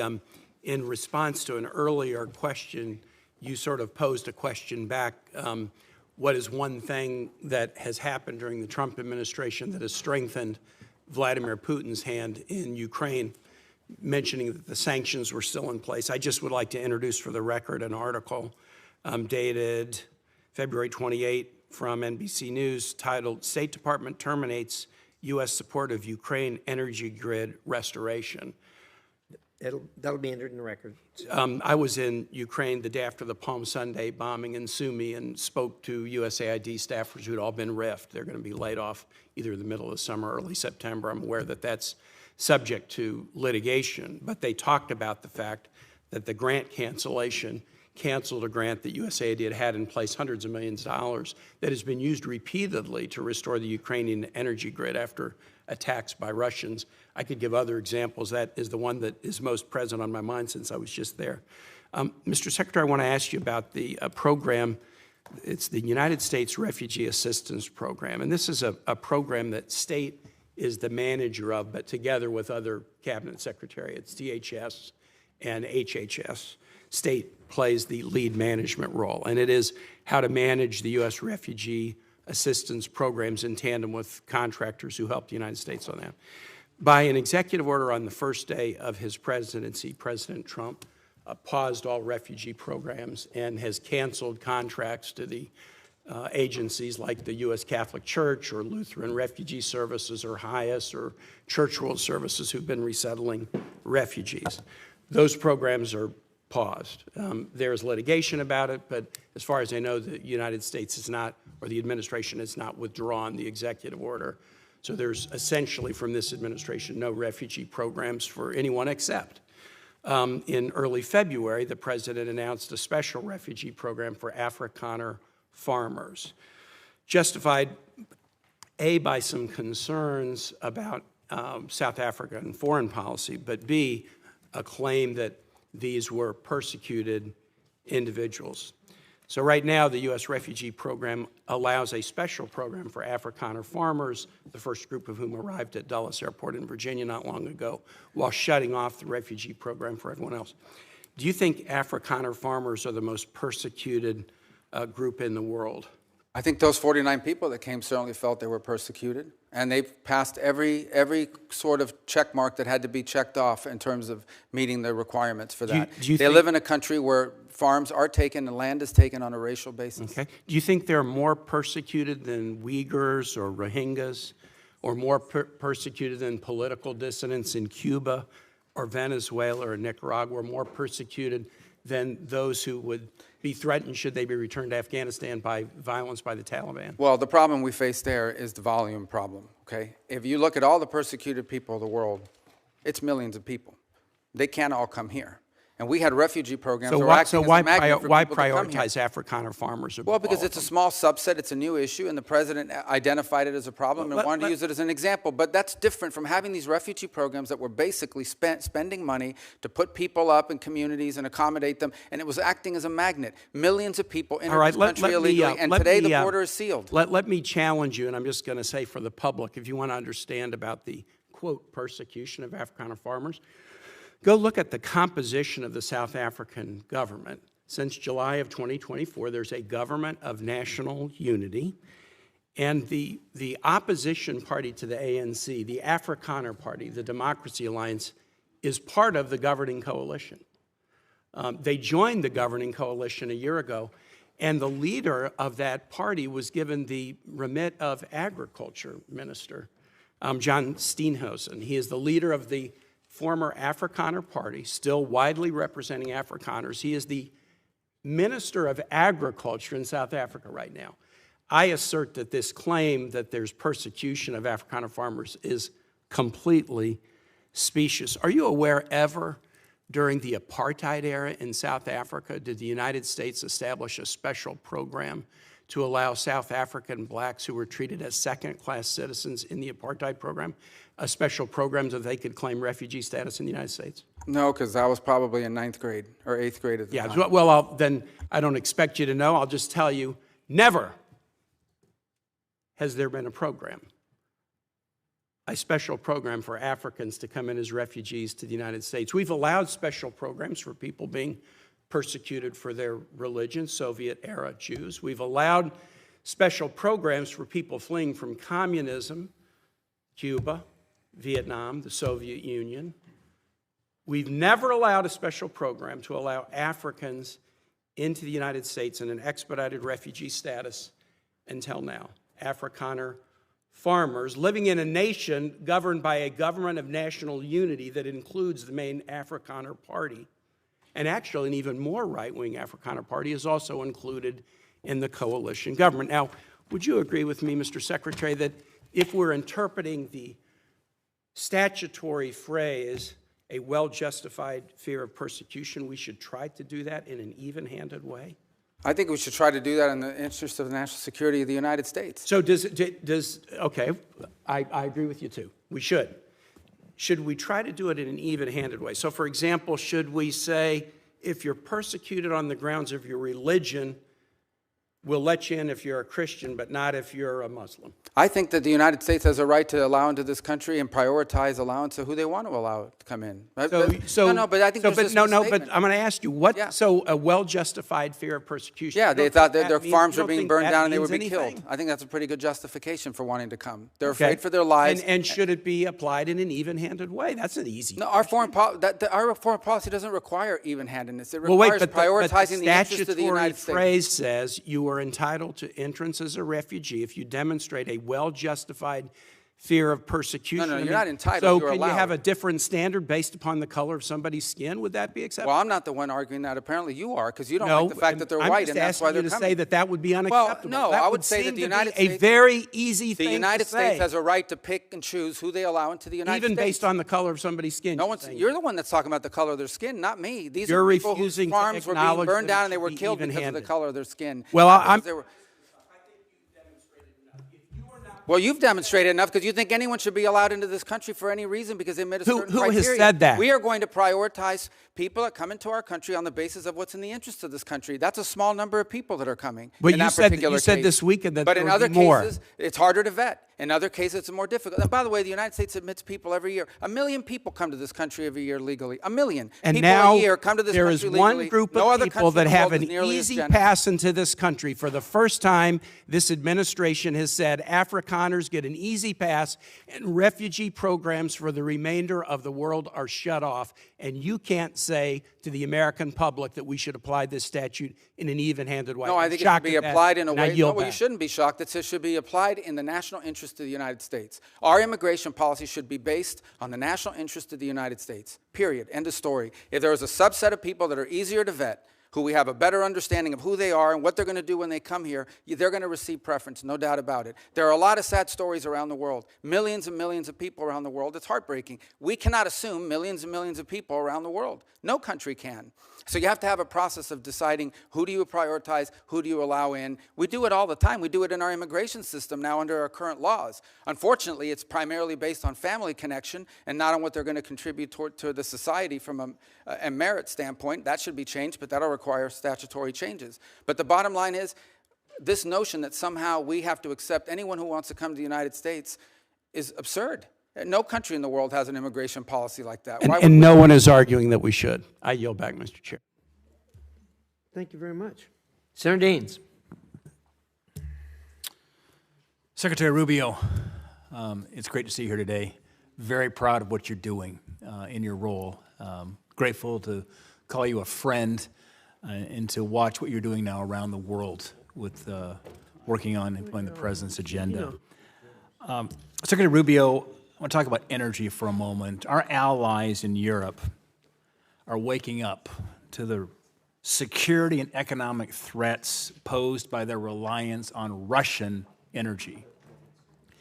Despite some progress, many of our European partners still are hesitant to diversify their energy portfolio, energy sources, and ensure they can literally keep the lights on. This recent nationwide power outage in Spain provided a timely reminder that intermittent sources of energy cannot replace reliable baseload power that comes from fossil fuels or other steady sources. So So despite their acknowledgement of this threat, Europe is still making it very difficult for energy companies to do business on the continent. In fact, the European Commission promulgated regulations in the last year regarding ESG due diligence and methane emissions that will soon make it all but impossible due to these reporting requirements for major gas exporters to do business in Europe. Secretary Rubio, how can you work with our partners in Europe to build a more reasonable, broader, more diverse energy trade and regulatory framework that allows companies to deliver power that Europe so badly needs? Well, obviously, when you talk about the European Union and these individual countries, they have a degree of sovereignty. They'll have to make these decisions. We can certainly, in our conversations with them, remind them of the vulnerability of their energy grid. It is, I think, everyone's consensus belief that one of the factors that went into Vladimir Putin's decision to invade Ukraine is his belief that Europe was so dependent on him for energy that they would do nothing about it if he did it. And that turned out to be the case. Now you've seen some countries moving faster than others to diversify. For example, I believe on Saturday was the first delivery of U.S. LNG to Italy. They've opened up a terminal now to accept it. There are other countries that are looking. But obviously, these things take time. But I think the case in point, if in fact that's what led to the collapse of the grid, and there was, by the way, a collapse today in their telecom system as well in Spain, is a reminder of the vulnerability of energy. The vulnerability for purposes of just conducting 21st century commerce and economics, but also vulnerability potentially to being used as a geopolitical weapon against you. So I sense that among many of our allies in Europe, particularly those on the eastern flank, there is a growing, and I would say not just awareness, but a growing fear of how vulnerable they are on energy, both to foreign actors and because of the strains that are going to be placed by AI and other new technologies on our energy grid in the years to come. Secretary Rubio, I want to shift gears for a moment and come back to a part of the world that doesn't get a lot of attention, but very strategically important, that's Central Asia. Think about Central Asia, the 5 countries, Kazakhstan, Kyrgyzstan, Uzbekistan, Turkmenistan, Tajikistan. When they wake up in the morning, they look north, they see Russia. They look to the east, they see China. They look south to Afghanistan. They look south and west to Iran. There is great potential that I don't believe is being utilized. An example of that is the lack of a trans-Caspian pipeline. You've got these 5 Central Asian countries, the Caspian Sea. 20 miles is all that's needed right now for an interconnector to basically connect Turkmenistan into Azerbaijan and then into the network pipe, the gas line pipeline, certainly throughout Europe. It's just 20 miles for that interconnector. Turkmenistan has the 5th largest reserves of natural gas in the world. Huge potential, and obviously with their neighbors of China and Russia and Iran, getting that gas out is a challenge, but there's a path forward through the Caspian Sea. Mr. Secretary, do you believe that completing that 20-mile Caspian interconnector would be in the best interest of the United States and our allies? I think the answer is yes. That's what you're certainly saying. I mean, it sounds to me that way from what you've described. I can't say I'm an expert on those 20 miles, but I could certainly see from your argument, the way you put it forward, that it makes all the sense in the world. And it reminds me, once again, of why we want so much of our foreign policy to be driven at the regional and embassy level. Those are exactly the kinds of opportunities that in a different context, where how we were conducting energy policy would be lost. Those are exactly the kind of opportunities that would be driven from the bottom up. Ideally, we would have embassies, and we would have individuals in the bureaus that would identify these operations, and within that bureau be able to operationalize it by conducting energy diplomacy. Potentially, are there American companies or allied companies? I apologize. Are there American companies or allied companies that can contribute to that effort? That can help us to fill that gap and provide the contracting work needed. Yeah, you know, and Secretary, what's fascinating is when you engage those countries, and I was the first U.S. Senator to be in Turkmenistan and Tajikistan in 13 years when I went over there last November. As you can see, energy is a very emotional thing to me. It is, Mark. I get choked up, too, thinking about it. But they talk about multi-vector diplomacy over there because you've got the Russians and the Chinese who are actively engaged right now, and I think there's a bit of a vacuum as relates to the United States, and we can help fill that vacuum because they want to work with us. They were thrilled with this election in November. I spoke with every one of the Central Asian presidents, each one of them, one-on-one meetings. They were very pleased to see the outcome in November, and now they're ready to move forward here with a close relation to the United States. And I think Azerbaijan and that interconnector could be, as they say, that is the cork on the wine bottle of Central Asia that could actually unleash some of this energy and move it towards allies and friends of the United States instead of being dependent on Russia and China. By the way, they've been a very valuable ally in the global war on terror as well. There's a counterterrorism mission here as well. I would just throw out in terms of your radar, because you've got a lot on your plate right now, Mr. Secretary, but I think we could encourage the modernization of trade relations in that part of the world where there's, frankly, a lot of great power competition going on. But anyway, Mr. Secretary, it's good to see you up here. Godspeed, and thanks for all you're doing for our country. Thank you. Thank you. Thank you, Senator. Senator Merkley. Thank you very much, Mr. Chair, and greetings, Secretary Rubio. And it's a pleasure to work with you when you were in your Senate capacity on a number of human rights issues related to China, Taiwan, Tibet, Hong Kong, and certainly the Uyghur Forced Labor Prevention Act, which I think is a standard and a strategy I hope will spread to other countries to reject goods made by slave labor in China. Today, however, I want to wrestle a bit with another what I consider to be a humanitarian tragedy, the conditions in Gaza. I very much supported Israel going after Hamas following October 7th, but we are now well over a year and a half into this, and there's a new phase of events, which I'll try to summarize. 6 months ago, Finance Minister Smotrich said Israel should thin the population through voluntary migration. He also used the term encouraged migration. These terms are considered a euphemism for forced displacement. And the strategies of forced migration are food denial, the demolition of homes so that there's no place to return to, and driving people from one area in the Gaza Strip south to the southern side. Then there is a new plan called Operation Gideon's Chariot, mass call-up of troops in Israel. And Netanyahu said a few days ago, he said, we're going to take over all the areas of the Gaza Strip. By the way, on that forced displacement or the demolition of homes, I want to put up a chart to accentuate the point. This is satellite images done by the New York Times that show before the war, the detailed homes, mass damage before the ceasefire, and then since the ceasefire, absolutely, the entire neighborhood turned to rubble. There's just basically nothing left that is habitable. So I wanted to just make the point that it's not some theory about the strategy. The strategy is being implemented and implemented very aggressively and effectively.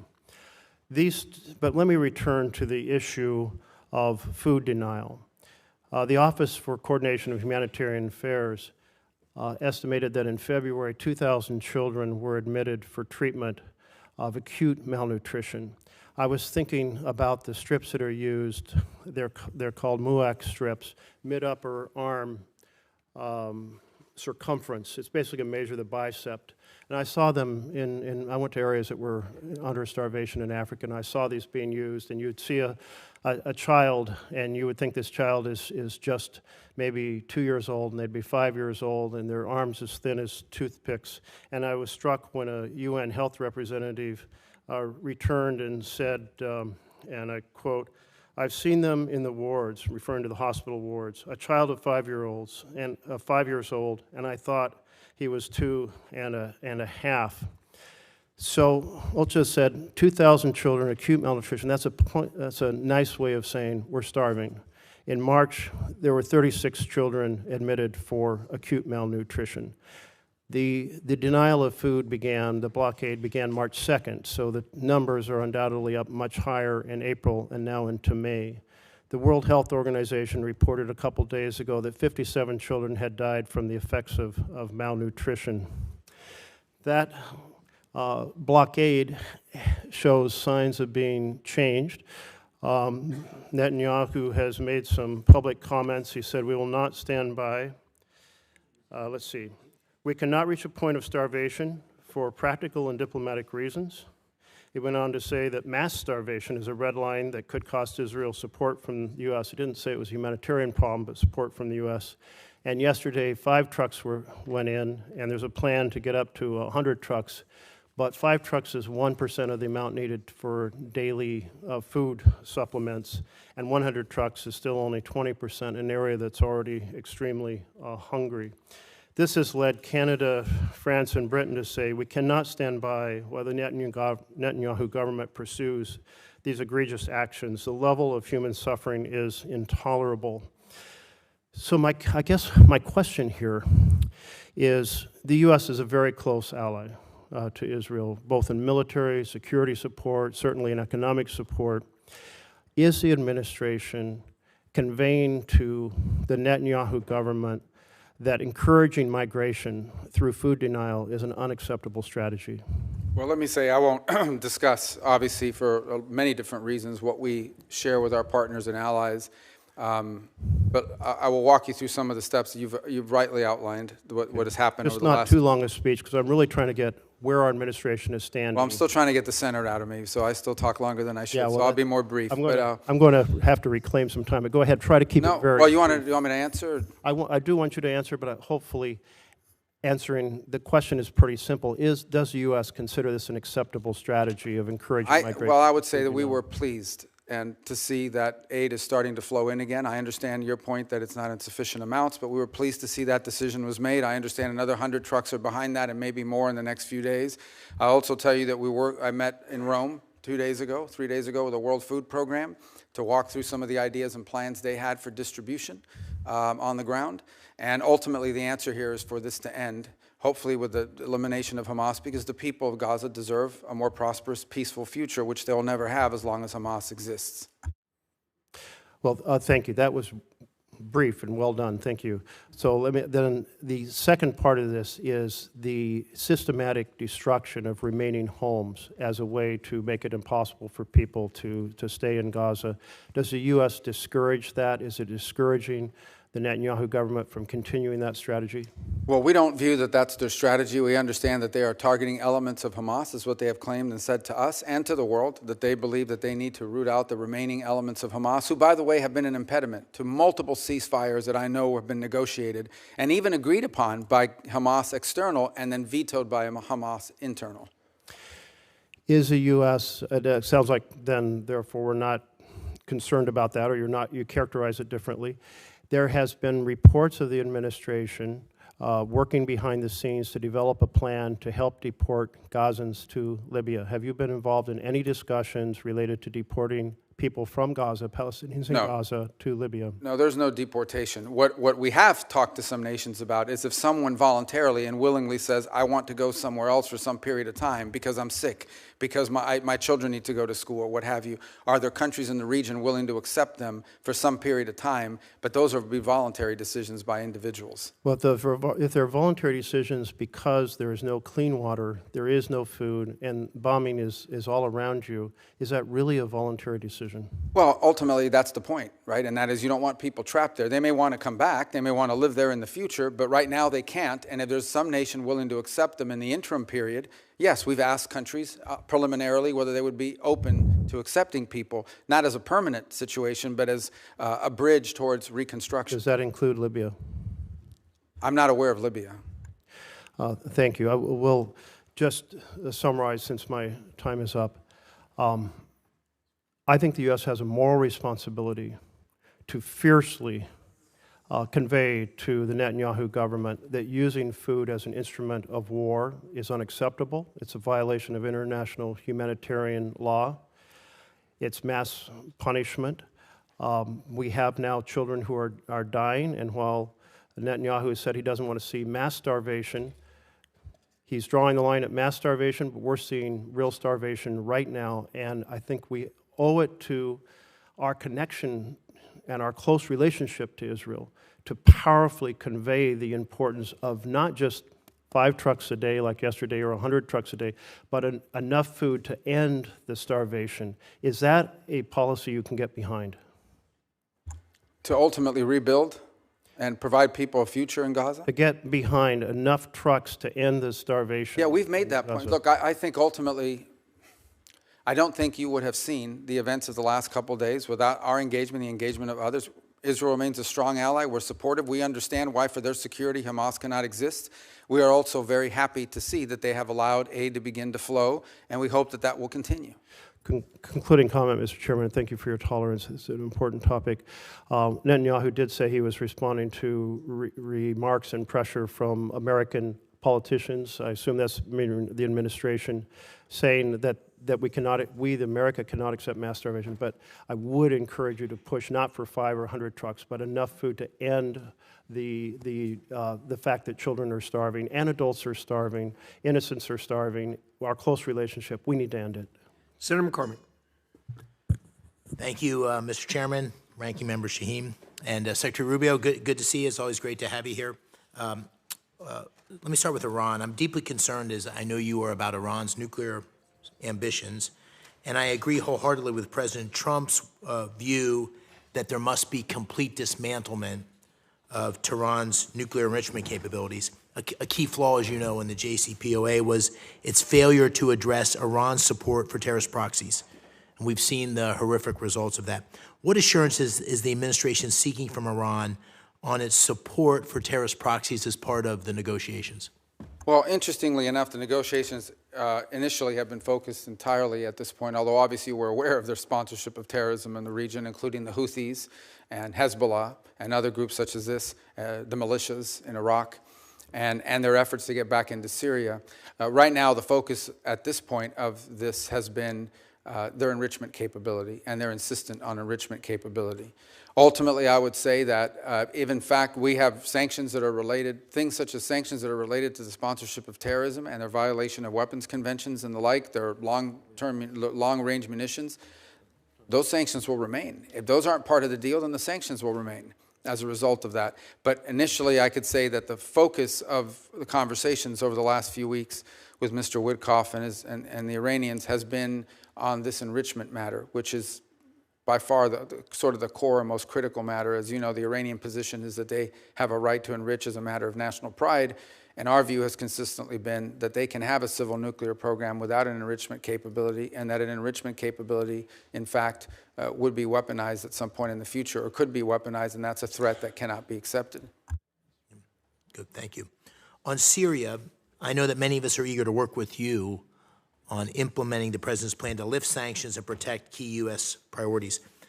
What assurances is the administration seeking in your discussions with interim authorities on counterterrorism priorities, including the fight against ISIS, during the process of lifting the sanctions? Well, ISIS hates the transitional authority, and they hate al-Shara, and they hate everybody in his government, and I think pose a grave risk to them. So I don't think the issue with them right now is a matter of willingness or a lack of willingness. It's a lack of capability.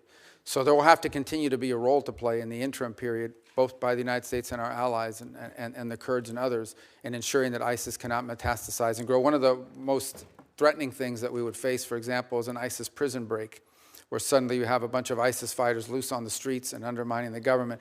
But I do think that part of this dynamic and why we're in a race against time is that every day that goes by that the transitional authority does not have control of the government and or of daily life in some extent, or able to provide basic government services, is a day that ISIS has the ability to reconstitute itself and grow as a threat, both to the transitional authority but ultimately to the broader region. So I don't sense from them a lack of commitment and desire to do something about it.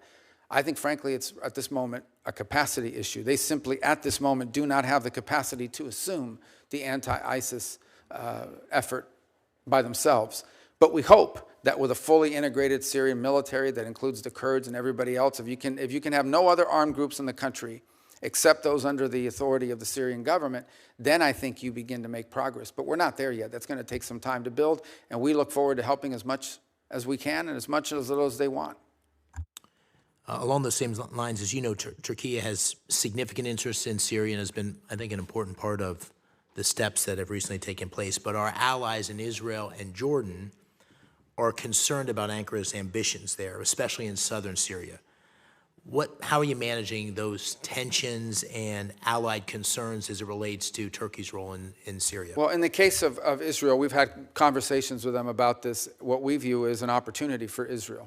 If in fact Syria is stable and has in it a government that has no interest, as they have said, in fighting a war with, and the authorities there have said it. Now, obviously, you have to prove it, but they have said this is a nationalist project. They are seeking to build a nation. They're not viewing themselves as a launch pad for revolution. They're not viewing themselves as a launch pad for attacks against Israel. So we think this is an extraordinary thing. If, in fact, you have in Syria a stable government that encompasses all the elements of their society and has no interest whatsoever in fighting wars with Israel over borders or anything else, I think that's an extraordinary achievement for Israel's security. Obviously, they're concerned about the Turkish presence, and we've done some things to deconflict on that front. And I think one of the key points is going to be foreign military basing inside of Syria. And that is, at some point, the Transitional Authority will have to make a decision about whether they're going to allow foreign military basing. That includes Russians, but potentially the Turks have wanted that as well, especially in the central part of the country. Now, the Turks do have a presence in the north, as you know, and one of the things that our Central Command was very influential in doing is helping the Transitional Authority enter a preliminary agreement with Kurdish authorities in the north, which ultimately should lead to the Kurds becoming part of the broader Syrian government and broader security forces. And by the way, the Jordanians, despite concerns they may have been very helpful and very encouraging in our outreach to the Transitional Authority. Very good. Thank you. I yield the rest of my time. Thank you, Senator. Senator Schatz. Thank you, Chairman. Thank you, Ranking Member. Secretary, thanks for being here, and I appreciate our ongoing dialogue, even if we're in some disagreement about a number of things. I want to ask you, and I'm going to try to work the senator out of you here, a bunch of yes or no questions. They are not trick questions. Are you still the acting USAID administrator? Yes. Do you control hiring and firing at USAID? Yes. Well, I delegate the authority to an administrator, but obviously, yes. And you control hiring and firing at state? Again, we obviously rely on our bureaus that do, I mean, it depends what that's a highly technical question. I don't hire the line officers in every embassy, yeah. But I mean, technically, You're ultimately in charge? Yes. Okay. Did you personally review all the programs terminated during the foreign assistance review and personally make termination decisions? Yes. Do you have the authority to direct any state or USAID staff to brief Congress? Yes. Can you have Mr. Lewin or you come back to Congress and talk about USAID in the context of the coming end of the federal fiscal year and SFOPs and appropriations? That's already planned to do that, not just him, but others, because we'll have to update you on that, on our organization, whatever OMB decides to do with money. So there's a host of things for us to all talk about. So I just want to illustrate, whenever I talk with you, I feel pretty encouraged, and then stuff doesn't happen. I wrote 8 unanswered letters, and I request to enter those into the record without objection. And my staff has sent 200 unanswered questions, 200 unanswered questions about this much paper. Consultation is not a courtesy. It is required by law, and we have now 200, and these are perfunctory. What are you up to? What does this mean? This is the kind of normal pace of operations. Radio silence. Other than you're very responsive, your department and USAID has not been very responsive. Foreign Affairs Reform and Restructuring Act, the Empowerment Control Act, the Anti-Deficiency Act, the Foreign Assistance Act, and the annual appropriations bills for state and foreign operations have been violated in multiple ways. On March 12th, you wrote, "We plan to engage Congress as required both by law and reality before we start drafting a plan to bring USAID over under state." That did not happen.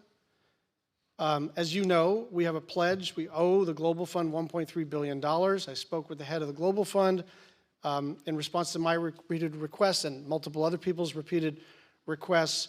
You told me that those funds were going to be released. It has not happened.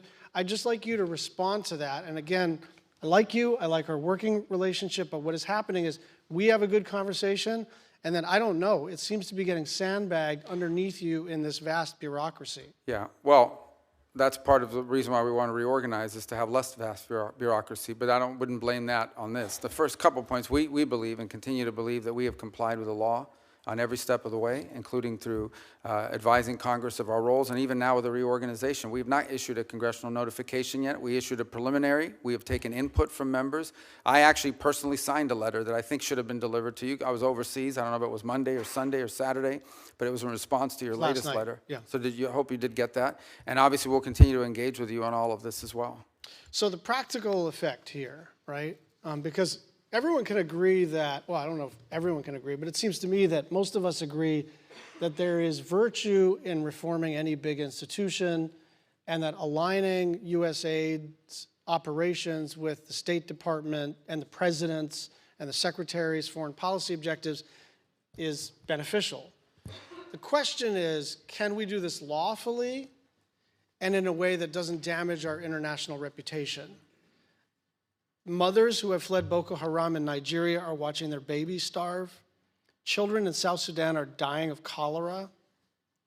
Families are dying because they have been cut off from their HIV medications. There are about 103 deaths an hour. And so we can talk about the reorganization of the State Department, but this becomes quickly not an abstraction, not a normal public policy tug and pull, because the way that this has been done, set aside our disagreement about whether it's been done lawfully, it's been done in a just catastrophic fashion. And so on some level, that's water under the bridge.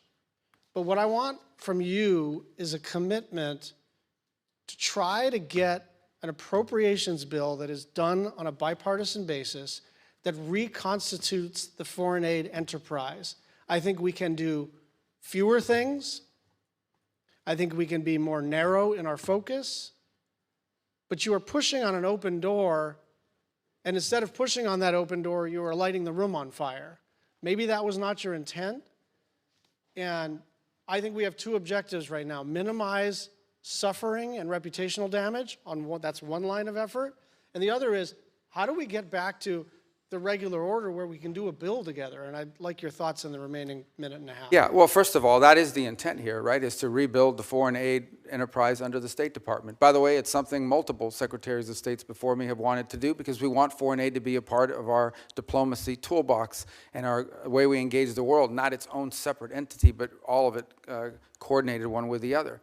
So that's our hope on the reorg, and that's what we're trying to endeavor towards. I also don't think it's fair, by the way, you highlighted a couple points, like in South Sudan, there's distribution problems there. It's not just a program. PEPFAR is 85% operative right now. So you touched about HIV medication. Secretary, you are required to spend 100% of the money, not 85% of the money. But 15% of that is funding of programs that we've canceled. We're going to cancel those programs. We've rescinded because they don't reach the purpose of those are elements of individual programs, for example, that were not meeting the mandate of the program. They were not being delivered. We just the other day at the embassy level in Namibia identified fraud, where millions and millions of dollars of U.S. aid was found on the store shelves being resold into the marketplace. It was our ambassador who discovered it. We tried to work with local authorities to fix it, and it was not fixed. And he was weeping at the conference while announcing this decision because he'd hated to do it. And some of the places you highlight, it's important to remember, even if the money is distributed, sometimes it cannot be brought out. The aid does not reach people because armed elements in Sudan, in South Sudan, are impeding aid from reaching their intended recipients. It's a very complicated world in terms of the delivery of aid. The one point I'd like to Senator, you're out of time. with your indulgence, Yeah. 30 more seconds. And you and Senator Murphy had an exchange about this. It is just not true that only 12% of the aid reaches recipients. The way you get to 12% is it's 12% local NGOs. So that is excluding CARE, that is excluding the World Food Program, that is excluding Catholic Relief Services. And so if you're going to count that as like overhead or inefficiency, Secretary Rubio, you and I have honest disagreements, but that number has been given to you and is not an accurate assessment of the extent to which aid reaches the people who need it. And I will just say, if there's an enterprise to reduce overhead, count me in. but it is not 88% overhead. That's not what's happening. Thank you. Well, that number, just to clarify, was actually Samantha Power's number. And she regretted that one of the things she was unable to do at USAID is improve upon that number. Thank you. Senator Rosso. Thank you, Mr. Chairman. So in just 5 months, Secretary Rubio, and it's wonderful to have you back here in the committee. In just 5 months since you've been there, along with President Trump, I just want to take a moment to highlight the incredible work that this administration has accomplished with your leadership, and clearly President Trump's, restored U.S. leadership across the globe, unleashed American energy, secured our southern border, reduced illegal immigration by 95%, reimposed maximal deterrence on Iran, pushed back on Chinese aggression, created new deals for U.S. companies, secured the release of hostages and unjustly detained Americans. I really appreciate the strong leadership. And according to Monday, Mr. Secretary, and you see the wonderful picture of you in today's Washington Post, you and your bride Jeanette meeting with the Pope. If you take a look up here, Marco, you're going to see this great picture of you. And yeah. Want to comment on that at all? What it was, I've done all these things, and you got to meet the Pope. A new Pope, an American. Well, I told people yesterday I started the morning meeting with the Pope, and I ended the evening at an event, a Kennedy Center event at the White House with the U.S. President, and they were both Americans. Amazing times. I want to talk about Iran, if we could. So in the first 100 days, the maximum pressure campaign against Iran came into full force once again. The administration sanctioned 72 entities, 14 individuals, 74 vessels, as well as 18 additional entities, including 2 Chinese-based oil terminals, 13 vessels. I think the maximum pressure campaign is working. We're already seeing a reduction in Iran's ability to fund destabilizing operations across the region. How does the administration plan to maintain this momentum and then continue with the talks that are going on? Well, I think it's clear for the Iranians. I mean, we're going to continue with sanctions until there's a deal otherwise. And by the way, there's also another set of sanctions out there that involve things like the sponsorship of terrorism and things of that they're doing. But when it comes to the nuclear program, until there's a deal, there's going to be sanctions. That's just the way it works. And so that's the president has issued an executive order for maximum pressure, and that's being executed on every single day. None of these are being slowed down while we're engaged in these talks. Ultimately, if we are able to reach a deal, then obviously that could be a part of it, but we're not at that stage yet. So look, we hope that there can be something done. These will not be easy. And by the way, one additional note on it is there's a separate set of sanctions out there, which are the snapback provisions that the E3 in Europe have. That's on another clock, completely different from ours. And I want to be clear about that. What they decide to do with their sanctions. Now, maybe we'll do a deal with Iran and they'll be satisfied with it and not impose their sanctions. But I met with the E3 again. What day is it today? Tuesday? I met with them maybe 4 days ago in Turkey. And they are moving forward on their process, independent from ours, that could impose additional sanctions as early as July, August, September, October, November, September, October of this year. I want to move to one of Iran's in the neighborhood neighbors with Syria. And President Trump met with the new Syrian president. He's urged the leader to deport foreign terrorists from Syria, help the U.S. counter ISIS. I want to just talk about ISIS, if I can, the concern for the resurgence of ISIS. It's been a significant concern. About 2,500 active ISIS fighters operating in Syria and in Iraq. Estimated 10,000 ISIS fighters in prisons in Syria. And what's your assessment of the threat posed in ISIS? And I know we have a presence. I was visiting our Wyoming troops who are in eastern Syria, and I want to know how that's helped to address the threats. Yeah, so there's 2 major threats facing the Transitional Authority in Syria. The first is a resurgence of ISIS, many of them foreign fighters, most of them foreign fighters, and that's a very significant element because any space that's ungoverned, if there are parts of the country where the Transitional Authority does not control it, it creates an ungoverned space that ISIS can come in. So that's the first threat. The other is Iran. Iran has not given up its efforts to gin up former Assad officials and others to get behind certain armed groups on the ground and stir up trouble as well in the country. So these are both threats. They're different, but they're related, and they pose 2 of the most serious threats to the Transitional Authority's efforts to create a nation state in in Syria that does not threaten Israel, does not threaten its neighbors, and is able to provide the life that the people of Syria want to rebuild for themselves, including many who are abroad, who have expressed a willingness or an interest in returning. And in fact, we've seen some of those people begin to return just because of the U.S. sanctions announcement.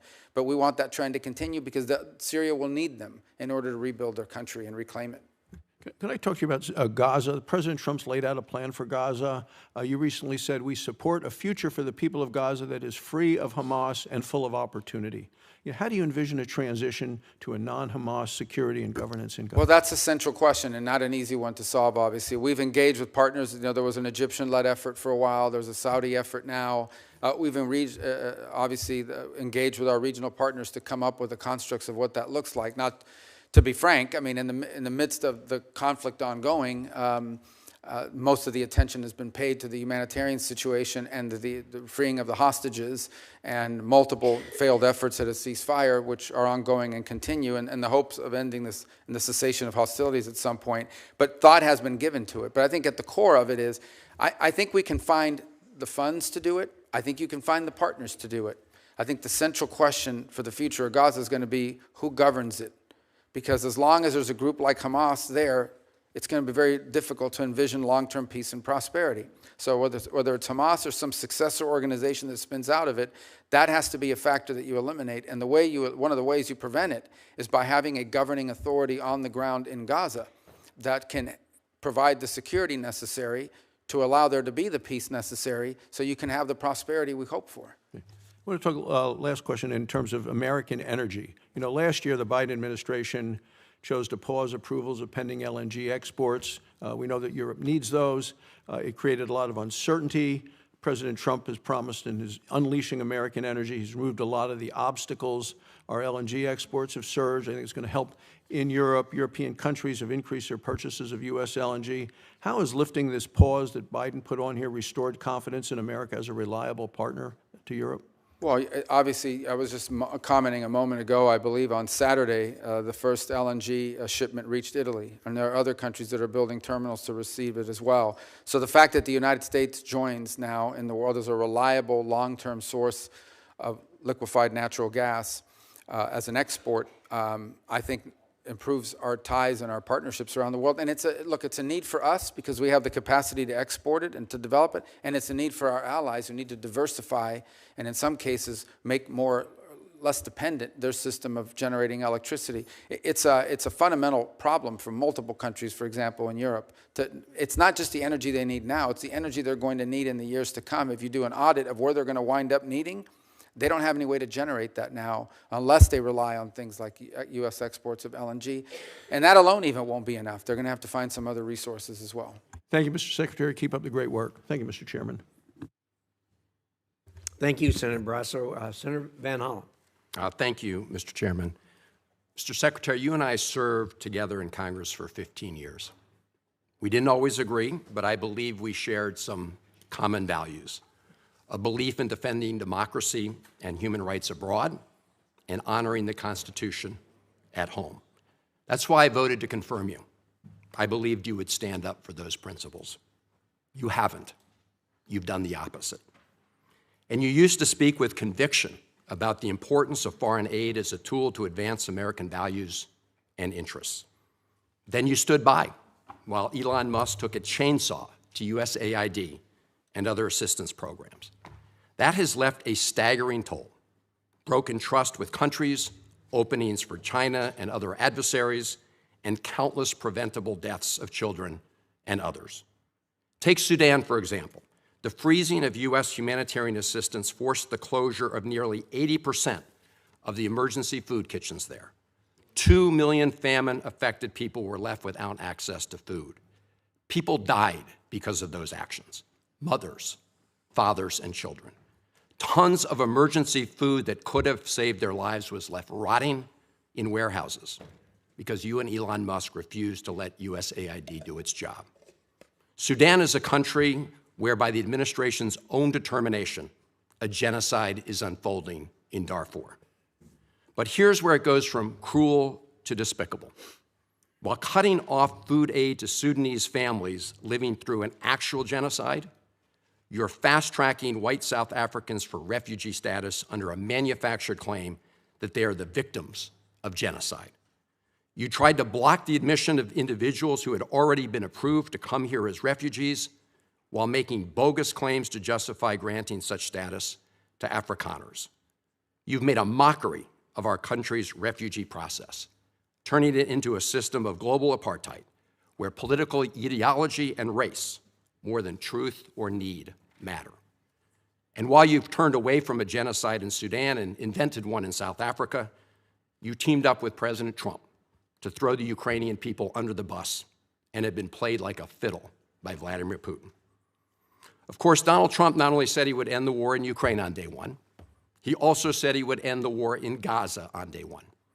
And yet last week, you were all running around to Gulf states, giving away very sensitive American AI and chips technology, but doing nothing to end the war in Gaza and get the remaining hostages returned. You know that for 78 days, the Netanyahu government did not allow a scrap of food to enter Gaza to reach over 2 million civilians. 57 children have died from malnutrition so far, and more than 14,000 children are in imminent danger of dying of starvation. As Cindy McCain said last week, and I quote, "Families in Gaza are starving while the food they need is sitting at the border." That is a gross violation of both U.S. and international law. What did you do? Nothing. Not once did you publicly call upon the Netanyahu government to end the blockade. Fortunately, other countries spoke out, and now we see a tiny trickle going in. Where have you focused your energy instead, Mr. Secretary? Well, your first trip as Secretary of State was to El Salvador, not to promote democracy, but to cozy up to President Bukele, who calls himself the world's coolest dictator. The result was a cash for collusion deal to deprive people living in America of their constitutional rights to due process. The Supreme Court, in a 9-0 decision, instructed you to facilitate the return to the United States of Abrego Garcia, who the administration admitted was wrongfully deported to El Salvador. Your response? You've openly flouted judicial orders. When asked whether you have been in touch with El Salvador to return Abrego Garcia, you boasted, quote, "I would never tell you that. And you know who else I would never tell? A judge." Clearly, you don't care about the Fifth Amendment right to due process, and you don't care about the First Amendment either, since you've been very busy snatching students off of college campuses for exercising their right to free speech. You dredged up a relic from the McCarthy era to claim that student protesters posed a threat to the foreign policy of the United States. Give me a break, Mr. Secretary. You know as well as I do, this isn't about national security. It's about punishing free speech. And you know that in America, the government doesn't get to use its power to punish speech it doesn't like. Yet in March, you boasted about revoking student visas, saying, and I'm quoting, "We do it every day. Every time I find one of these lunatics, I take away their visa," unquote. Let's look at one of those lunatics, Mr. Secretary, Ms. Ozturk. Her crime was co-authoring an op-ed in her college paper critical of Tufts University's response to the war in Gaza.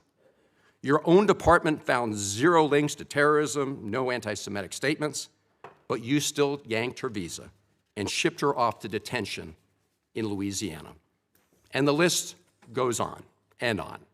The federal judge in the case of Mohsen Madawi, who was the Columbia student who was ambushed by federal agents at his citizenship appointment, said, and I quote, this is the judge, "Legal residents not charged with crimes or misconduct are being arrested and threatened with deportation for stating their views on the political issues of the day. Our nation has seen times like this before, especially during the Red Scare and Palmer raids. Like the McCarthy-era witch hunts of the 1950s, your campaign of fear and repression is eating away at foundational values of our democracy. Back then, it took one voice, Attorney Joseph Welch, to cut through the hysteria with the simple question that marked the beginning of the end of that shameful era. He asked Senator McCarthy, "Have you no sense of decency?" And I would ask you the same, Secretary Rubio. But you have shown through your words and your actions what the answer is. And I have to tell you directly and personally that I regret voting for you for Secretary of State. I yield back. May I respond? You may say. Well, first of all, your regret for voting for me confirms I'm doing a good job, based on what I know. Well, that's about just your a record and flippant what you statement, stand Mr. for. Secretary. Can I respond, Mr. Chairman? You may. I didn't ask. Senator, question. please let the Secretary have I'd be the floor. happy to, but then I can respond to his Your time's up, Senator, and willfully used, I might add. Your remarks do not represent the view of this committee. Well, Mr. Secretary, please. Well, I'd like to. I can't respond to everything he said because much of these are untrue, but I'll go through a few. First of all, I'm actually very proud of the work we've done with USAID. For example, I don't regret cutting $10 million for male circumcisions in Mozambique. I don't know how that makes us stronger and more prosperous as a nation. I don't regret psychosocial support services. I raised Sudan, Mr. Secretary. Can I respond, Mr. Senator? Senator, I'd ask you to suspend. You had 7 straight minutes of I chose to use my time that way, Mr. Chairman. That's my right to Please use my suspend time that way. Secretary Rubio. Well, I can go on. I mean, there's other things here. We spent $227,000 for Big Cat's YouTube channel from USAID. We spent $14 million for social cohesion in Mali, whatever the hell that means. So I can go on and on. I got the list here, and there's more. I didn't even bring the whole list. In the case of El Salvador, absolutely.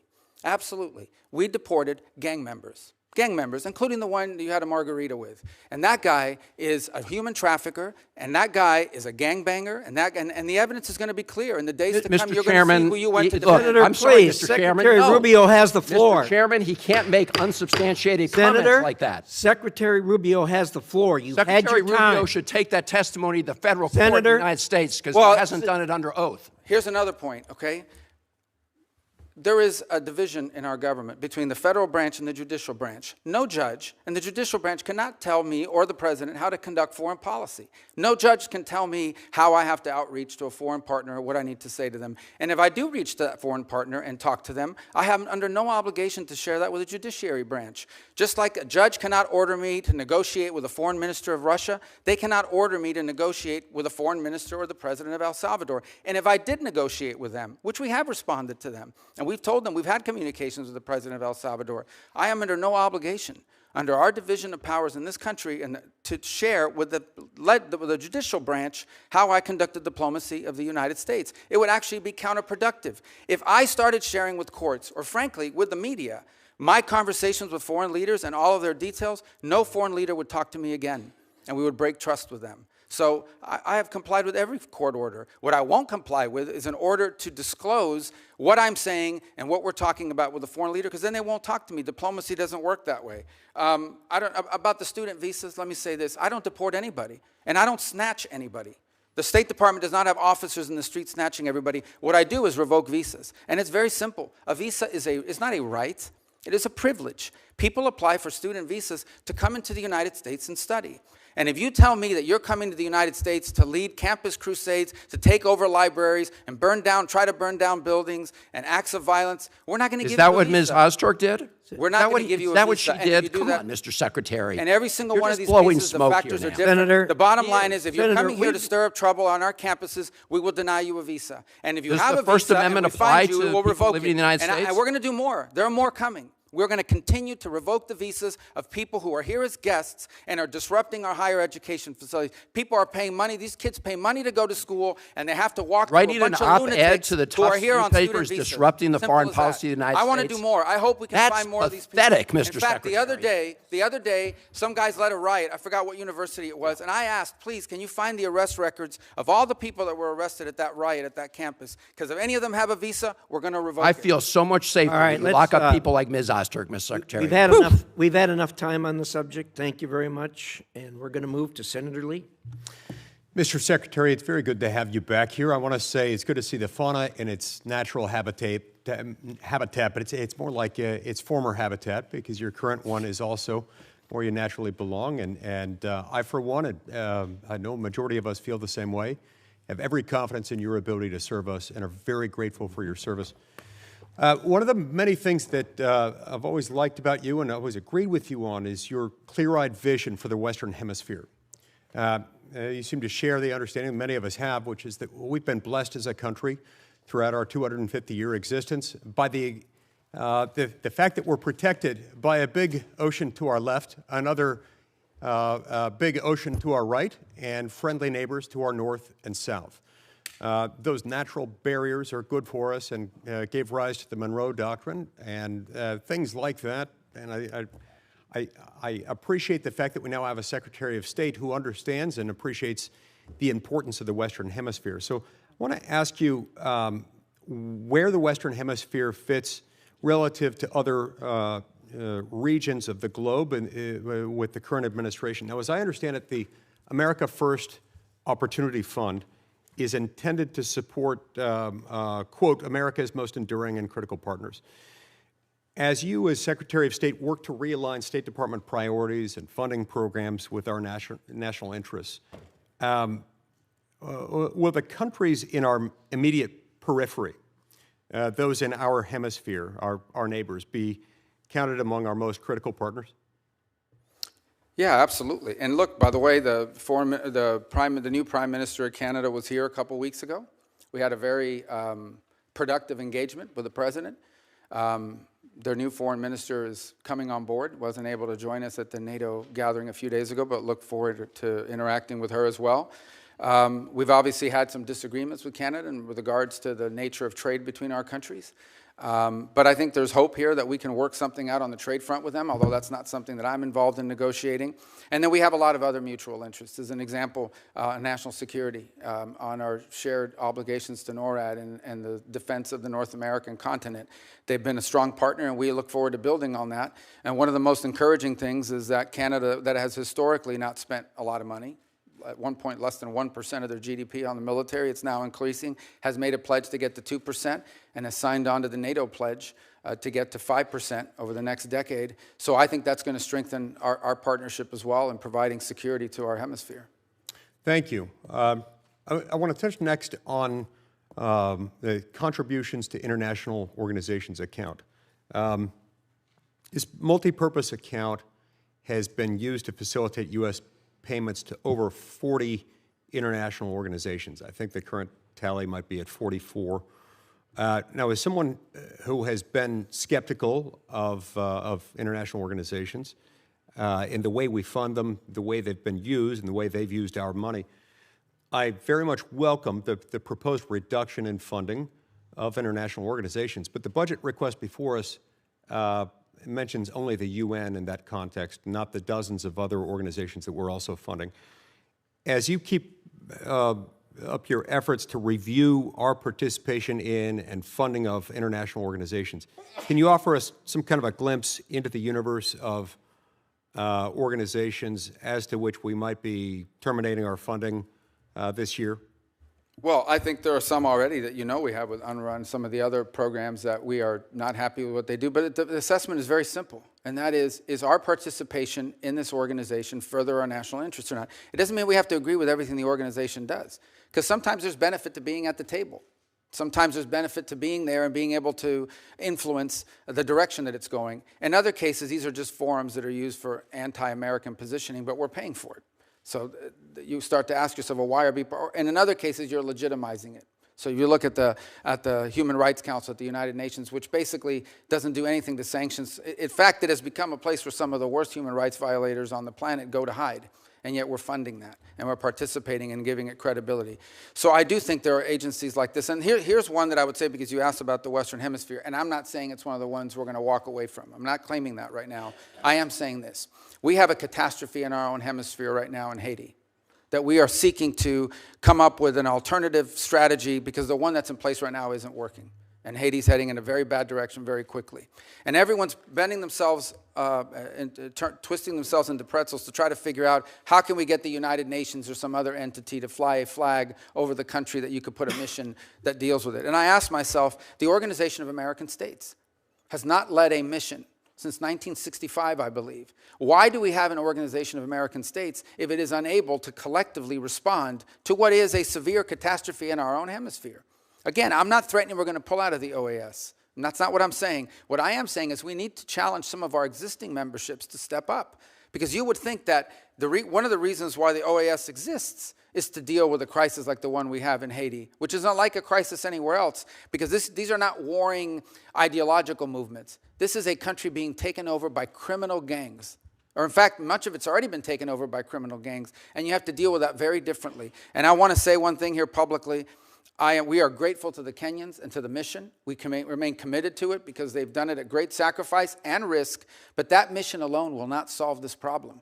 And so that is one example of something that I want to see us be able to lead on, and that is to get organizations like the OAS, which we contribute to quite a bit, step forward and provide a mission with countries, member countries, to deal with the issue of Haiti, which is about to take a very dramatic turn if not addressed very quickly. It's a great point. I'm glad you raised OAS. I know that Lee Rizzuto, who's been named by President Trump to be our ambassador to that organization, has a vision that aligns closely with that of the President and of you, our Secretary of State.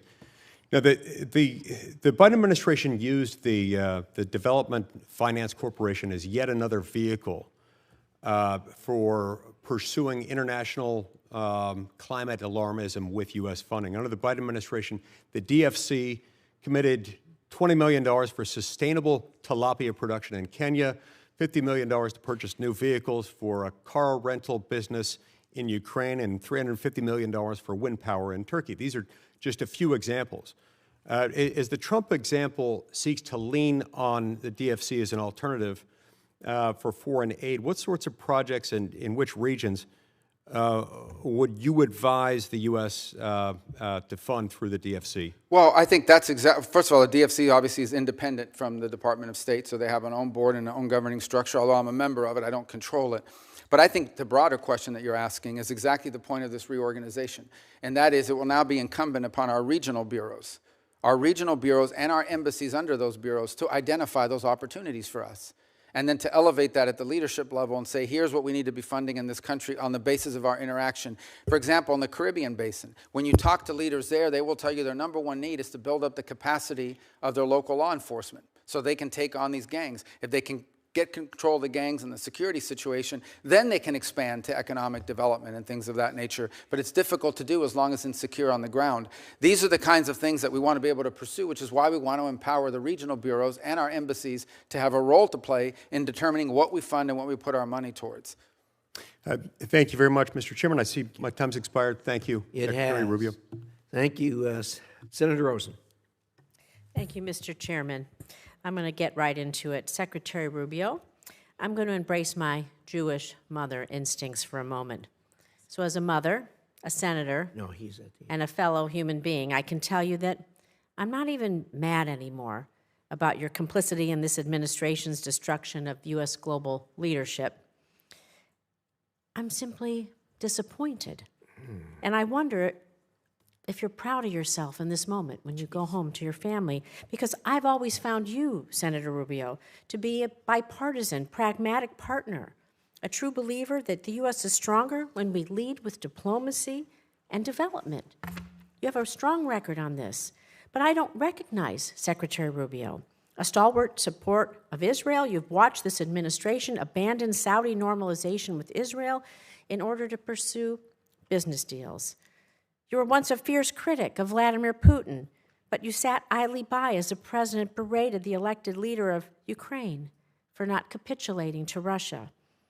And worst of all, you've kneecapped foreign assistance, including programs that you previously championed and made America less safe, less strong, less prosperous in doing so. I know you know this in your heart, and I can't make this point any better than you did yourself in 2019 when you said, anybody who tells you that we can slash foreign aid and that will bring us to balance is lying to you. So with that, I'm just going to move on to my questions. Thank you. And I'm going to talk about international women's issues because during your time as senator, you were a champion of international women's issues. You helped introduce bills that would have codified the Department's Office of Global Women's Issues and Women's Global Development Prosperity Initiative. You supported several bills, including Senator Shaheen's bipartisan Women, Peace, and Security Act. During your confirmation hearing, you committed to me that you would support women's economic empowerment abroad. And at this year's International Women of Courage Award, you waxed poetically about the administration's support for women abroad. So help me understand how to square your past with your present. You're proposing the full elimination of the Office of Global Women's Issues. You've terminated hundreds of programs that help women and girls. You provided no guidance to the department on whether they should continue to implement the Women, Peace, and Security Act, and I'm still waiting to see your support for women's economic empowerment overseas.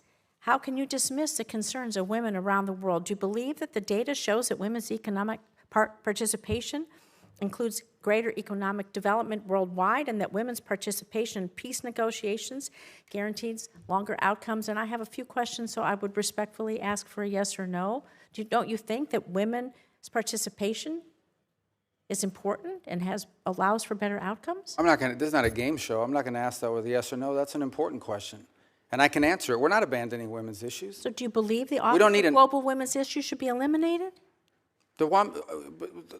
One thing is to eliminate an office. Another thing is to eliminate the function. The function will still exist. It'll be driven at the regional bureaus. So every one of our regions will have someone who's looking at and driving that issue, and right down to the embassy. It remains a priority. The same with the law that you outlined that I supported. This is going to be executed on, but it's going to be executed at the regional level and at the embassy level. And the reason why is because the challenges facing women in Africa are different than the challenges facing women in Central America, and which I are have different your commitment that you're going to support women around the world, because without the women being able to be successful in their countries, I believe we can't have peace, stability, and our countries move forward. Sure, and it remains part of our agenda. It's just going to be, the service is still going to be delivered, but it's going to be delivered at the regional and embassy level, not through a standalone office in Washington, D.C. When will we see the reports on this and how this will be delivered? Well, this is what we're engaged in with this committee now, which is our reorganization process. We've made an initial presentation to the committees. It's not final. We've received input through the comment period, including from our own building, but also from members of Congress on both sides, and meaning House and Senate. Now we'll come back to you based on all of that input on what we propose to be the final reorganization. Do you have a timeline when you'll come back? Because I don't want to see women left behind around the world, and I think you'd agree with me. But I'm going to turn on to Israel. If you can give us a timeline of when you're proposing to do this, that would be helpful, and we maybe come back and revisit it, Mr. Chairman.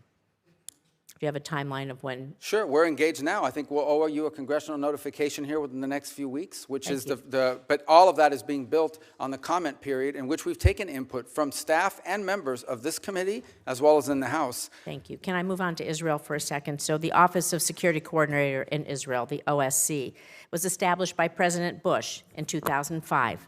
The OSC is widely respected, including by the IDF Central Command, for facilitating security coordination between the Palestinian Authority and the Israeli security forces, which has been crucial in preventing terrorist attacks against Israelis.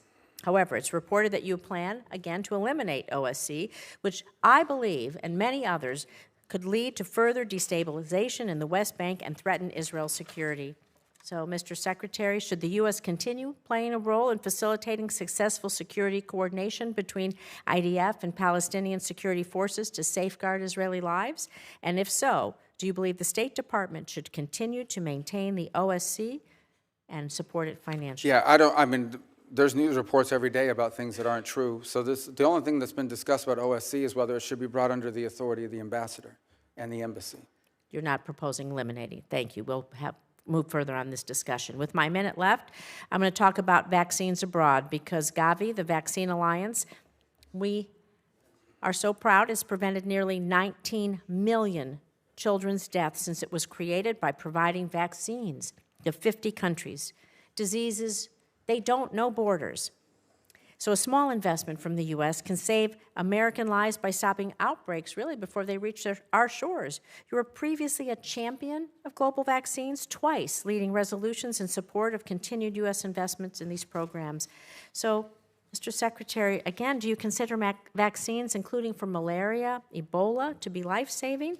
Given Gavi's proven track record of saving lives, preventing global disease outbreaks that could reach our borders, will you commit to prioritizing continued U.S. support for Gavi? But we haven't canceled U.S. support for malaria or any of these other communicable diseases and or vaccines. What we have, there are some individual programs that may have been canceled because they weren't being delivered in the appropriate way.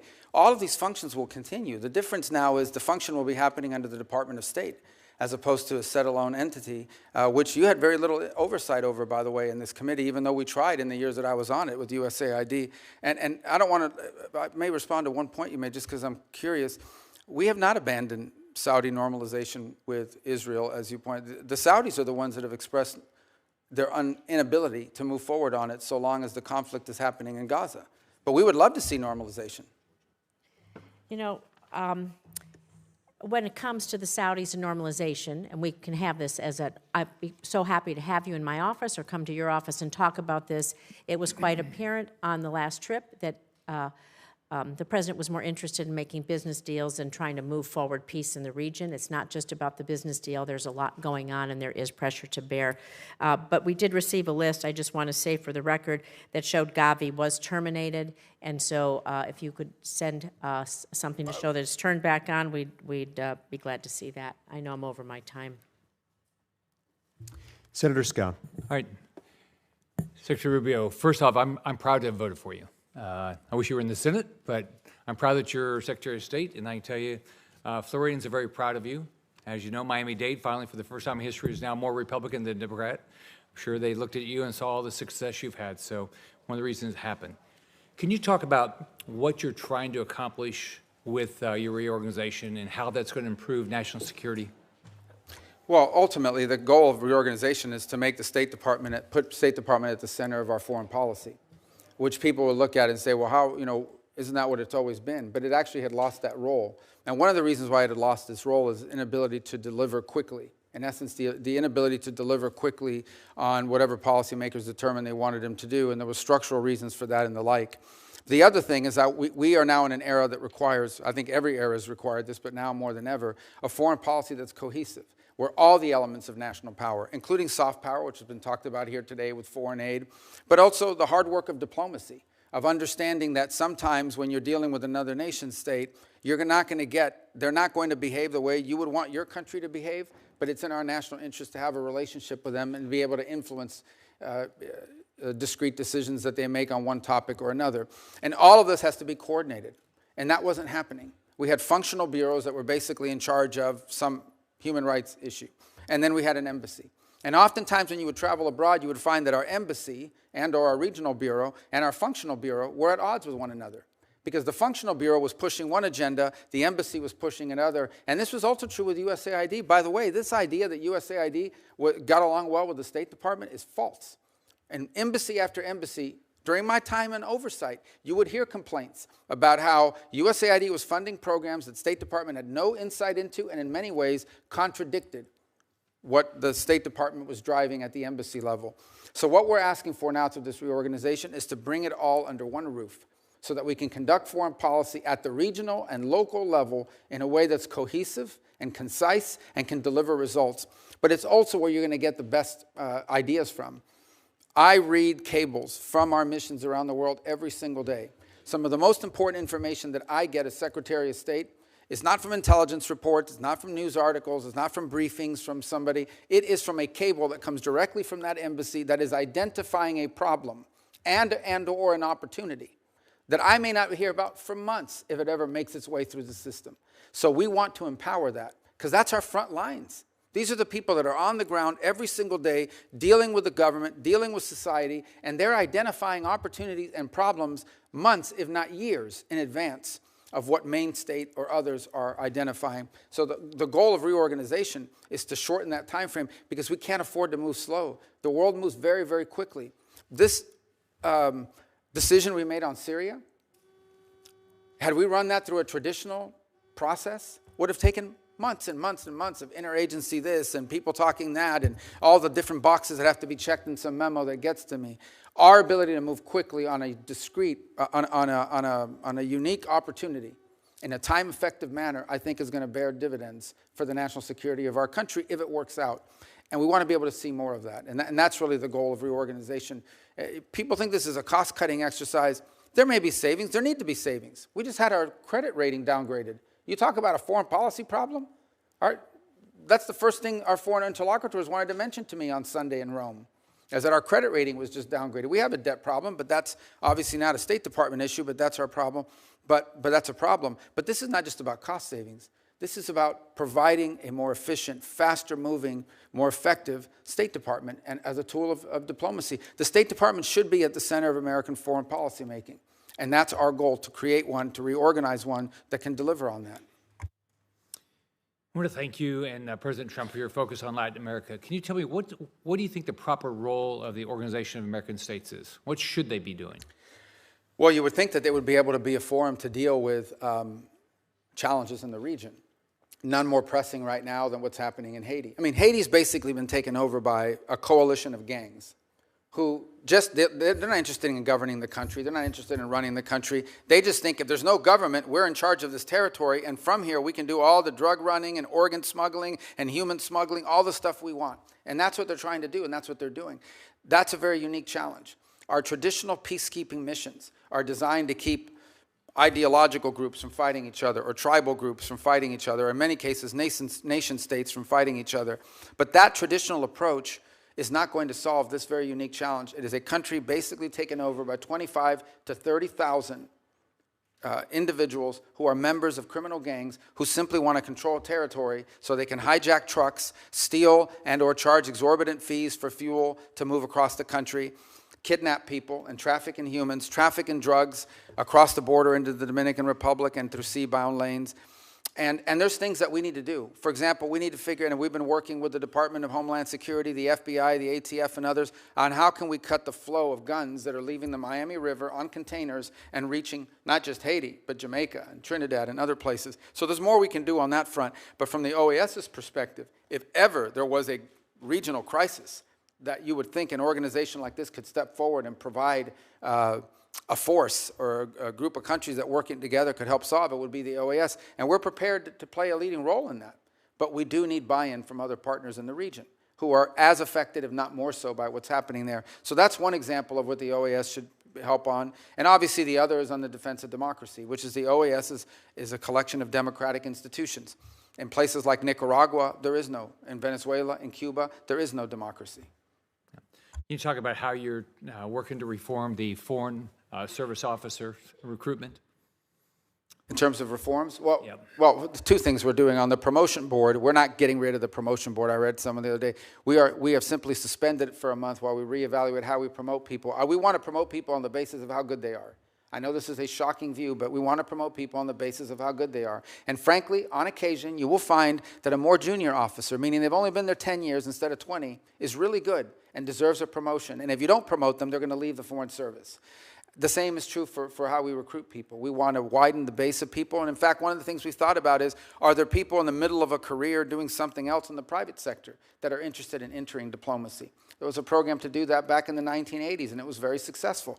Maybe these are people that will give us 15 or 20 years in that regard. So we are looking to expand our talent pool, but ultimately, we are also seeking to have a system internally where we are rewarding merit and performance, and not simply seniority or where you are in the pecking order based on how long you've been there. And that doesn't mean that if you've been there a long time, you're not good. But it means there are some people that haven't been there as long that are just as good or not better. And we want to make sure they're promoted, because if not, we're going to lose them. We're going to lose them to the private sector. Thank you. You're doing a great job. Senator Booker. Thank you very much. Marco, first of all, I just want to say I agree with what you said about it being a foreign policy crisis, the great debt and the downgrading that we just saw. To be pushing a bill right now that would add $2.7 trillion to our national debt is just outrageous. And I've been grateful for the small group of Republicans here in the Senate and a number in the House who have just called this out as plain as it is. To do this now will shake America's economy, give tax breaks to the wealthiest amongst us who are doing quite well, and not help with the current economic crisis we're facing. But that's frankly just something I didn't want to talk about right now. Where I really want to just continue our conversation about Sudan, and I know you know, as was said passionately by one of my colleagues, the gravity of the crisis that's over there. Full stop, it's the greatest humanitarian crisis on the planet Earth. There's ethnic cleansing going on, an active genocide as described by our own government and others. And people are fleeing right now with the recent attacks on Zamzam and more, but I know you're very aware of this. What I want to ask you about specifically is that not only did you acknowledge the genocide and say, I quote, being backed by countries that we consider allies elsewhere in the world, this is being fueled, you were saying, we must draw a clear line on that. You specifically mentioned the UAE, and you said, and I quote, take UAE, for example, they are an important partner in the Middle East, but we must be clear they are currently supporting an entity that is carrying out genocide. I'm just wondering, have you been able to draw that clear line in your conversations with the UAE, specifically addressing the issue of the supplying of arms?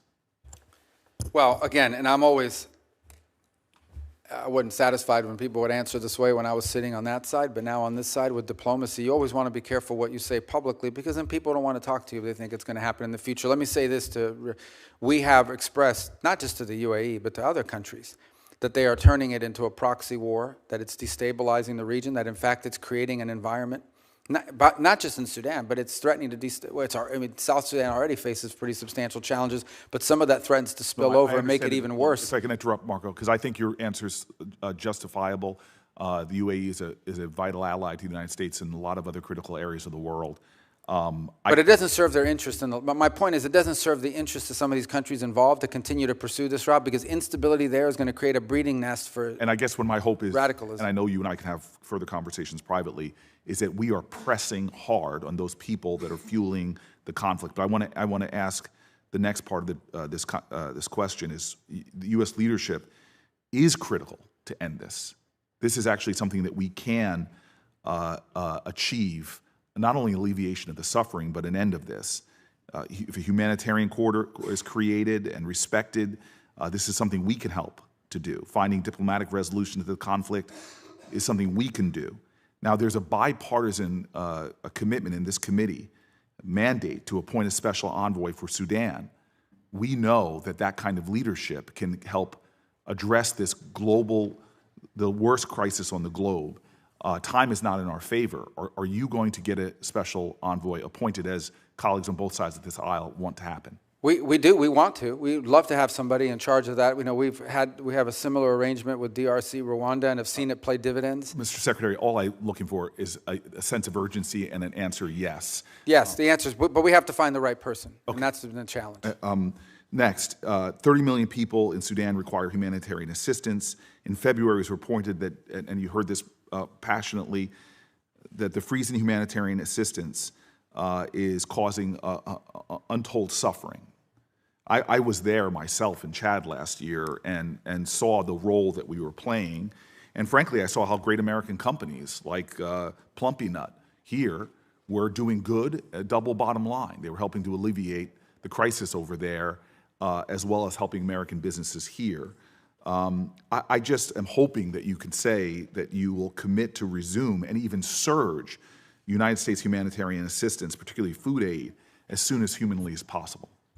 Well, all of that has been approved. All of the life-saving food and medicine programs have been turned on. To the extent that there's been impediments, has been one or two things. Either A, on the payment system front, where we faced a couple of weeks where we couldn't get money moving through Treasury because of a variety of different reasons, including changes to the technology, but that's largely been resolved. And the other is the ability to distribute it once the aid arrives at site. Marco, Mr. Secretary, you and I have been friends for a very long time. A sense of urgency is what I'm asking for right now. That every day that we delay or that we don't plow through the line of defense here, that's stopping this from happening. People are dying. I know you, and I know we can do better. And as you and I both were taught back in the days we were playing football, better is possible, good is not enough. I want to move to my next question for you. Is the refugee camps, the U.S. main corridor to life-saving assistance, which I said to you I visited, I'm just hoping that we can make sure that we are doing more. And I'll be specific in an example of another area. Despite the escalating humanitarian crisis, the United Nations Humanitarian Air Service is vital. The termination of those flights, makes it likely that all of Chad's aid into Chad will stop and end, and they will have no resources by the end of July. It can take a week to reach Chad's border from the capital via motorcade. And so this is a vital lifeline that we were supporting. During the rainy season, you can't make that trip by road at all. And I know, again, that you know this. Why was the award terminated for these flights? It is, to me, this is just very plain. This is the lifeline. And it was denied a waiver, which we reached out for. It's just, again, a very plain way that we could save lives.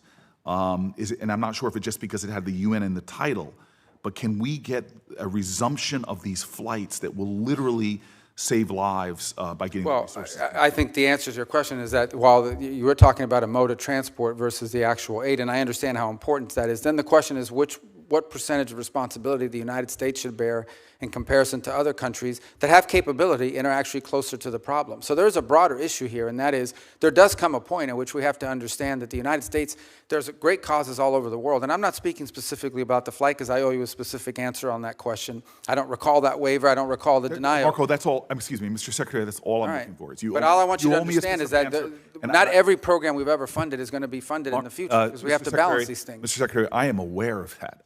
I just want an answer. I mean, this is like Schindler's List. Doing a little more saves lives. And I know we are more capable than we are right now. And I'm asking for that answer. I'll get you the answer on the flights. And the flights and some of the other things I mentioned, and I'm happy to work with you on the special envoy. There are people on both sides that are willing to do that.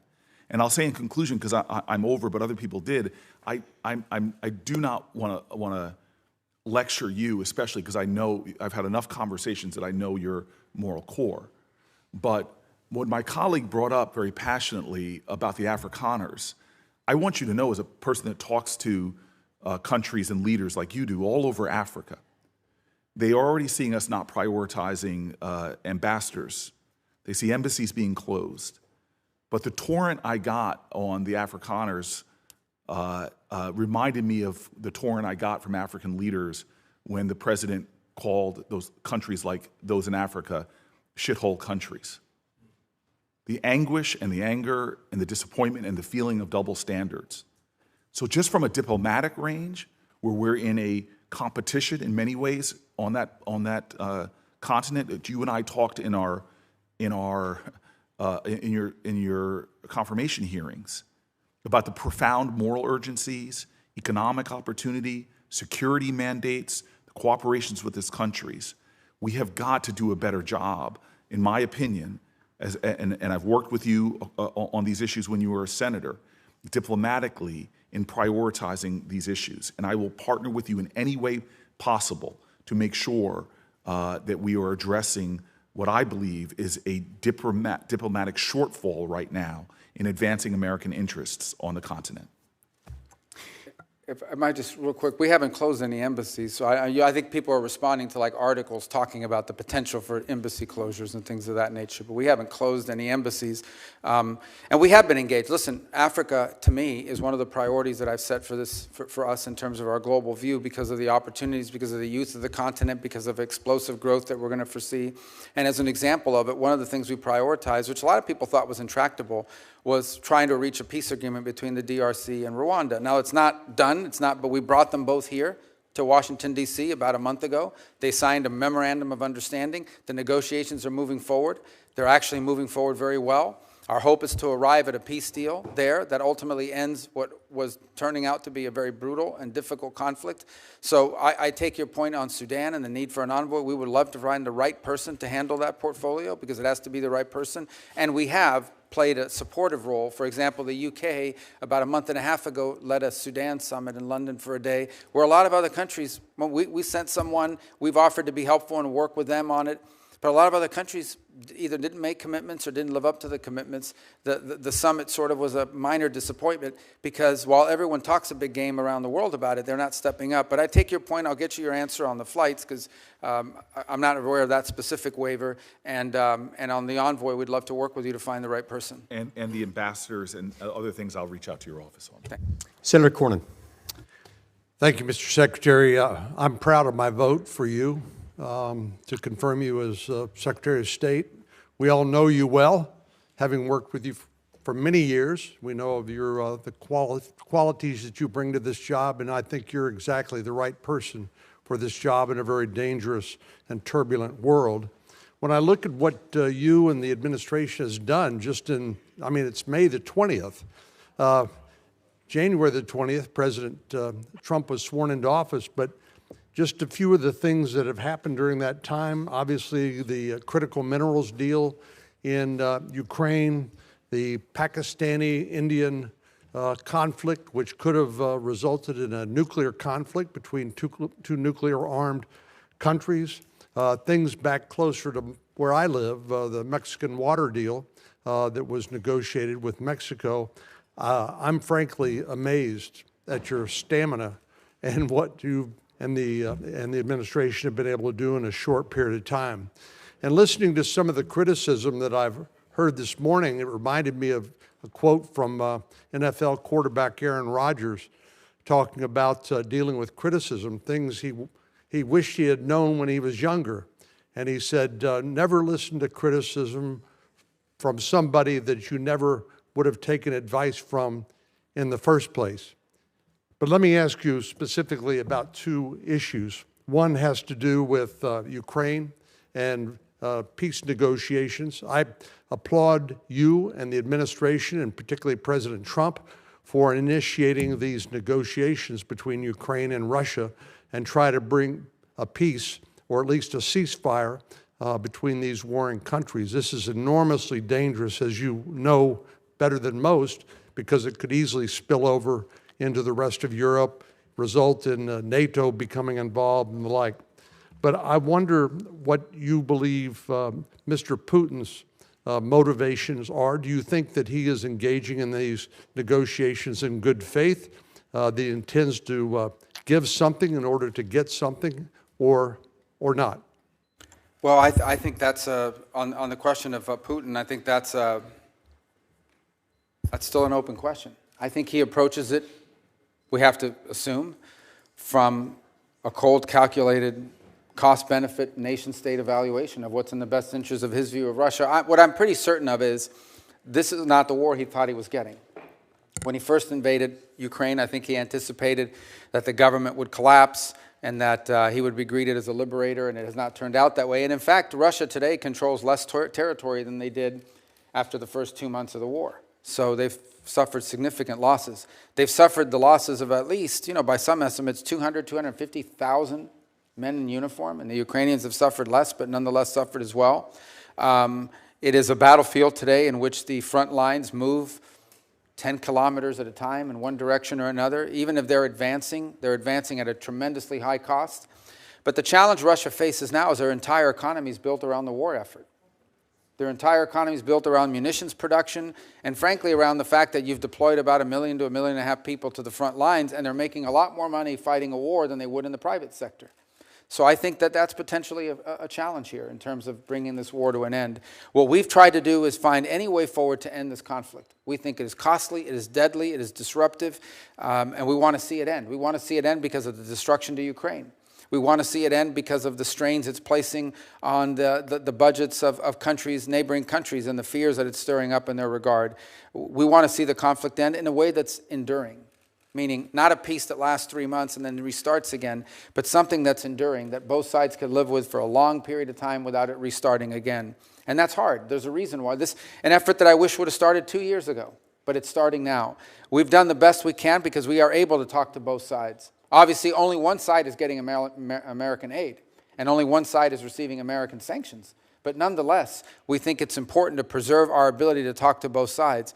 The president is fully aware and has intimated on a number of occasions that he has options available to him in the sanctions field that he could pursue if, in fact, he determines that Putin is not interested in negotiating.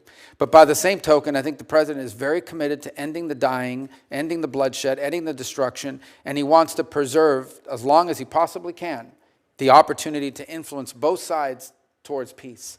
The minute you do certain things, your influence over one of the two sides to at least lead to peace really diminishes.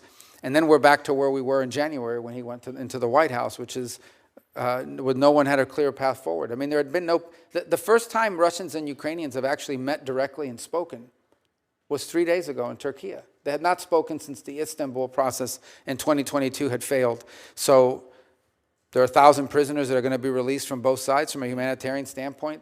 That's good.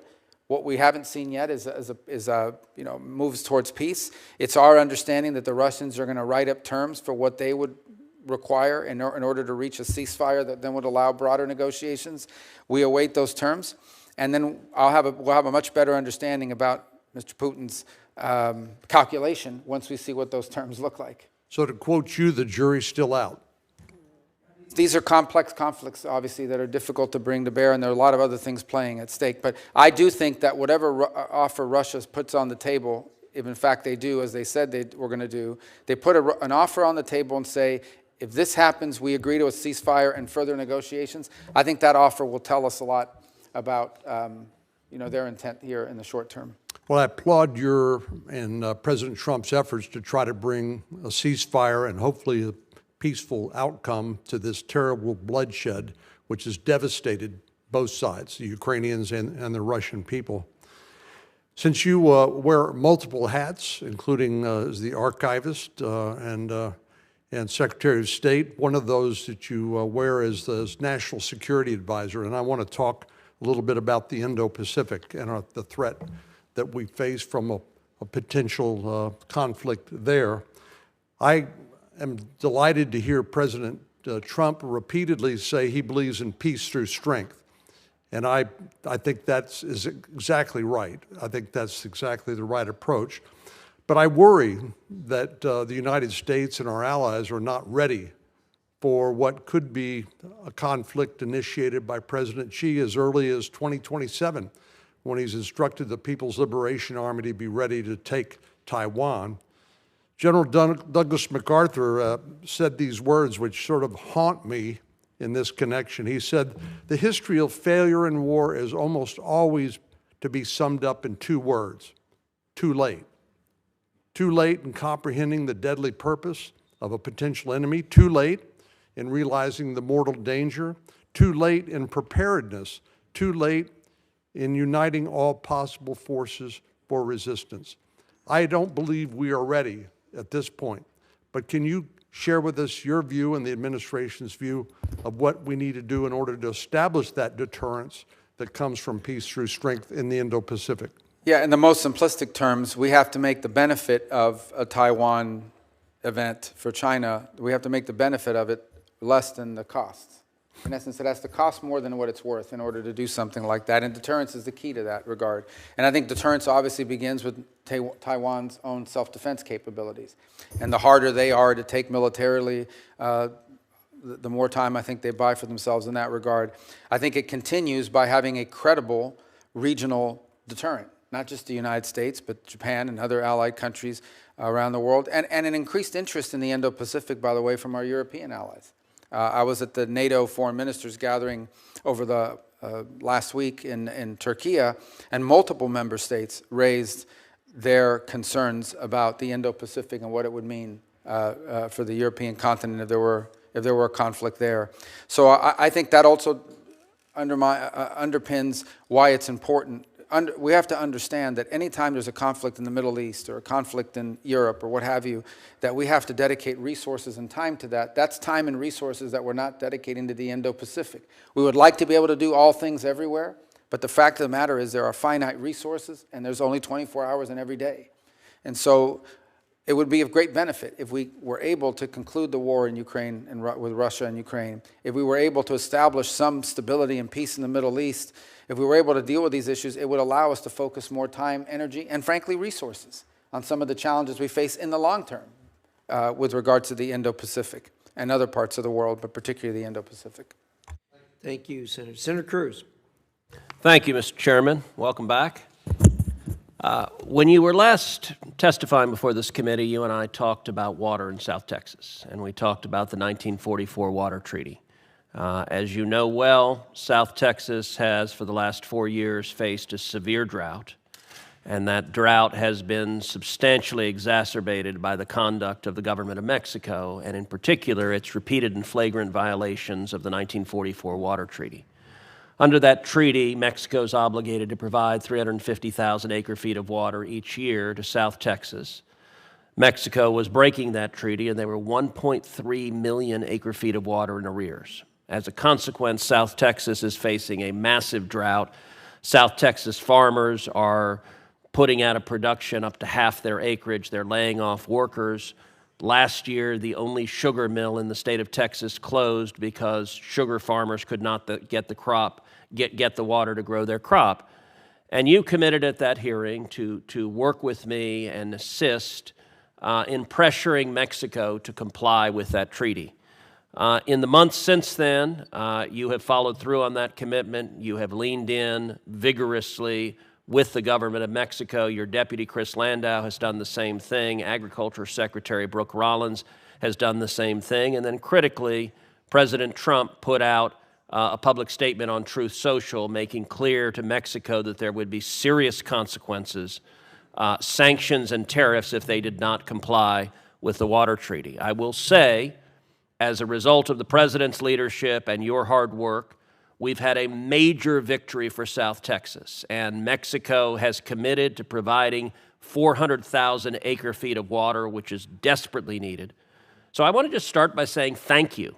In 4 years under Joe Biden, the Biden administration would not lift a finger for Texans, for farmers in South Texas, to hold Mexico to account, and the Trump administration has done more in 4 months fighting for water in South Texas than Joe Biden did for 4 years. So I wanted to say thank you, and I wanted to ask how the State Department is approaching next steps on the 1944 Water Treaty. Well, first of all, we have to understand that that commitment is met, and then we have to begin to prepare for the next cycle. This is a one-year problem. So we want to continue to work on that to make sure that those commitments are made, and that then in the next cycle, this becomes made permanent. That in essence, this becomes a new standard operating procedure and not a one-off. And by the way, it has to be something that exists beyond the presidency of the current president, because if the next president doesn't prioritize it, it could go back. So I just think this continued engagement with them on our expectations. The truth of the matter is, and in fairness, the Mexican government has grown increasingly cooperative on a number of fronts, both on national security issues and common security issues, but also on issues such as this. We're also happy, I think there's also the new treatment plant that they've opened, the Tijuana wastewater one, that we think will also be very helpful to water issues in the region and also to water quality issues. But this was a good news story. I think it's what happens when you make something a priority and then follow through on it. But we have to sustain it, and that really is our focus now, to sustain this through for future cycles, not just the short term. So, and I'll tell you, earlier this year, I went down to the Rio Grande Valley with Secretary Rollins. And in December, I wrote a provision in the continuing resolution that provided emergency relief to South Texas farmers, $280 million. And Secretary Rollins came down. Now, Brooke is the first Texan ever to be the U.S. Agriculture Secretary, and she's the first Ag Secretary in history to go to the Rio Grande Valley. And Secretary Rollins and I did a roundtable, and I will say, you and I have both been very focused on the Hispanic community in particular. I will say the impact in the Rio Grande Valley of having a president and an administration that is fighting for them is enormously consequential. And so I was very grateful that she came down, and the farmers and ranchers in South Texas see that they've got a president and an administration that's fighting for them. Let me shift to a different topic. Today, South African President Ramaphosa is in Washington, D.C. He'll be meeting with President Trump tomorrow. You and the president, as well as other administration officials, have repeatedly and rightly criticized South African policies on issues ranging from human rights to activities that directly undermine American national security. Those activities, in turn, include what appears to be an explicit and extensive pivot away from the United States and towards the Chinese Communist Party. There are also serious and credible allegations that the South African government's decision-making is compromised by widespread corruption tied directly to Iran.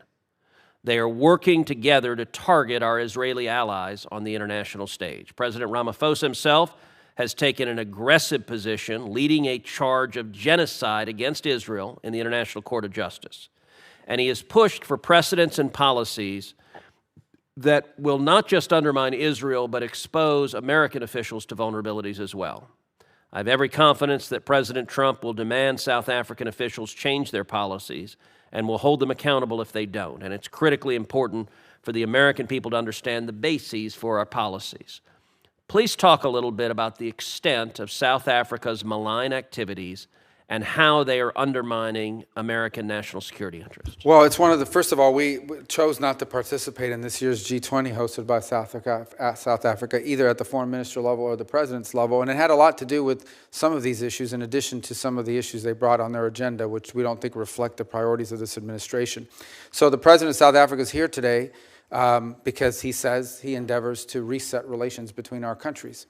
And President Trump if someone says that, is always going to be open to resetting relations, but it will have to touch on some of the issues just pointed to now. Obviously, the position they've adopted towards Israel is way, not just off balance, but completely geared towards one side, and it makes one wonder about these allegations that are out there now of foreign influence, including with Iran. They clearly, on the global stage, and multiple multinational organizations have consistently been a vote against America's interests, time and again. Not one-off. You always understand when some country has to go in one direction opposite to you, because, you know, that happens. That's what diplomacy is ultimately about. Diplomacy is also about when we're aligned, we work together. When we're unaligned, we have to talk. But when one country is consistently unaligned with the United States on issue after issue after issue after issue, now you have to make conclusions about it. So all I could say about the meeting today, I'm not there obviously because I'm here with all of you. In fact, it may be going on right now as we speak, or was scheduled to go on as we speak, is this was an outreach on the part of the South African president. He said he wanted to come to Washington. He wanted to reset relations with the United States. I have no reports as to how that meeting has gone so far. If there's a willingness on their side to reset relations, obviously was something we'll explore, but we do so with eyes wide open to what they've done so far. And how does their campaign against Israel undermine America? Well, I think, first of all, because it echoes some of the charges that are being made by some of the biggest enemies of Israel that happen to be ours, whether it's Iran, whether it's these radical groups that chant death to America, death to Israel.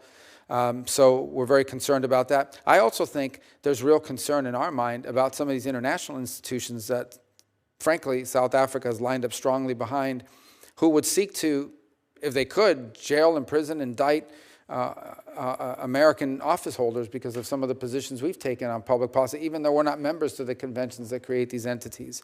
So if you talk about these groups they are in essence utilizing their forum on the national stage as a nation state under this president and this leadership to echo the claims and the positions taken by not just Iran, but in many cases China as well. Thank you. Thank you, Senator Cruz. Marco, thank you. I can confidently say I speak for the majority of this committee when I tell you how proud we are of what you're doing and your success as Secretary of State and the other hats you wear, too many of which there are to reiterate here. And I'm sorry that there were intemperate remarks here, as happens from time to time in the committee, but you know how that goes. You've served here. But thank you. There may be some questions for the record, which the members can submit until 5 o'clock tomorrow night. And we hope your responses will be as quickly as possible to any of those. With that, again, thank you so much for appearing here. Thank you for your time. I have finally figured out how to stop the protests from happening here. They haven't happened, except when you've been here. So maybe there's some way we can, maybe there might be some reference between the two. In any event, thank you so much. And with that, the committee is adjourned.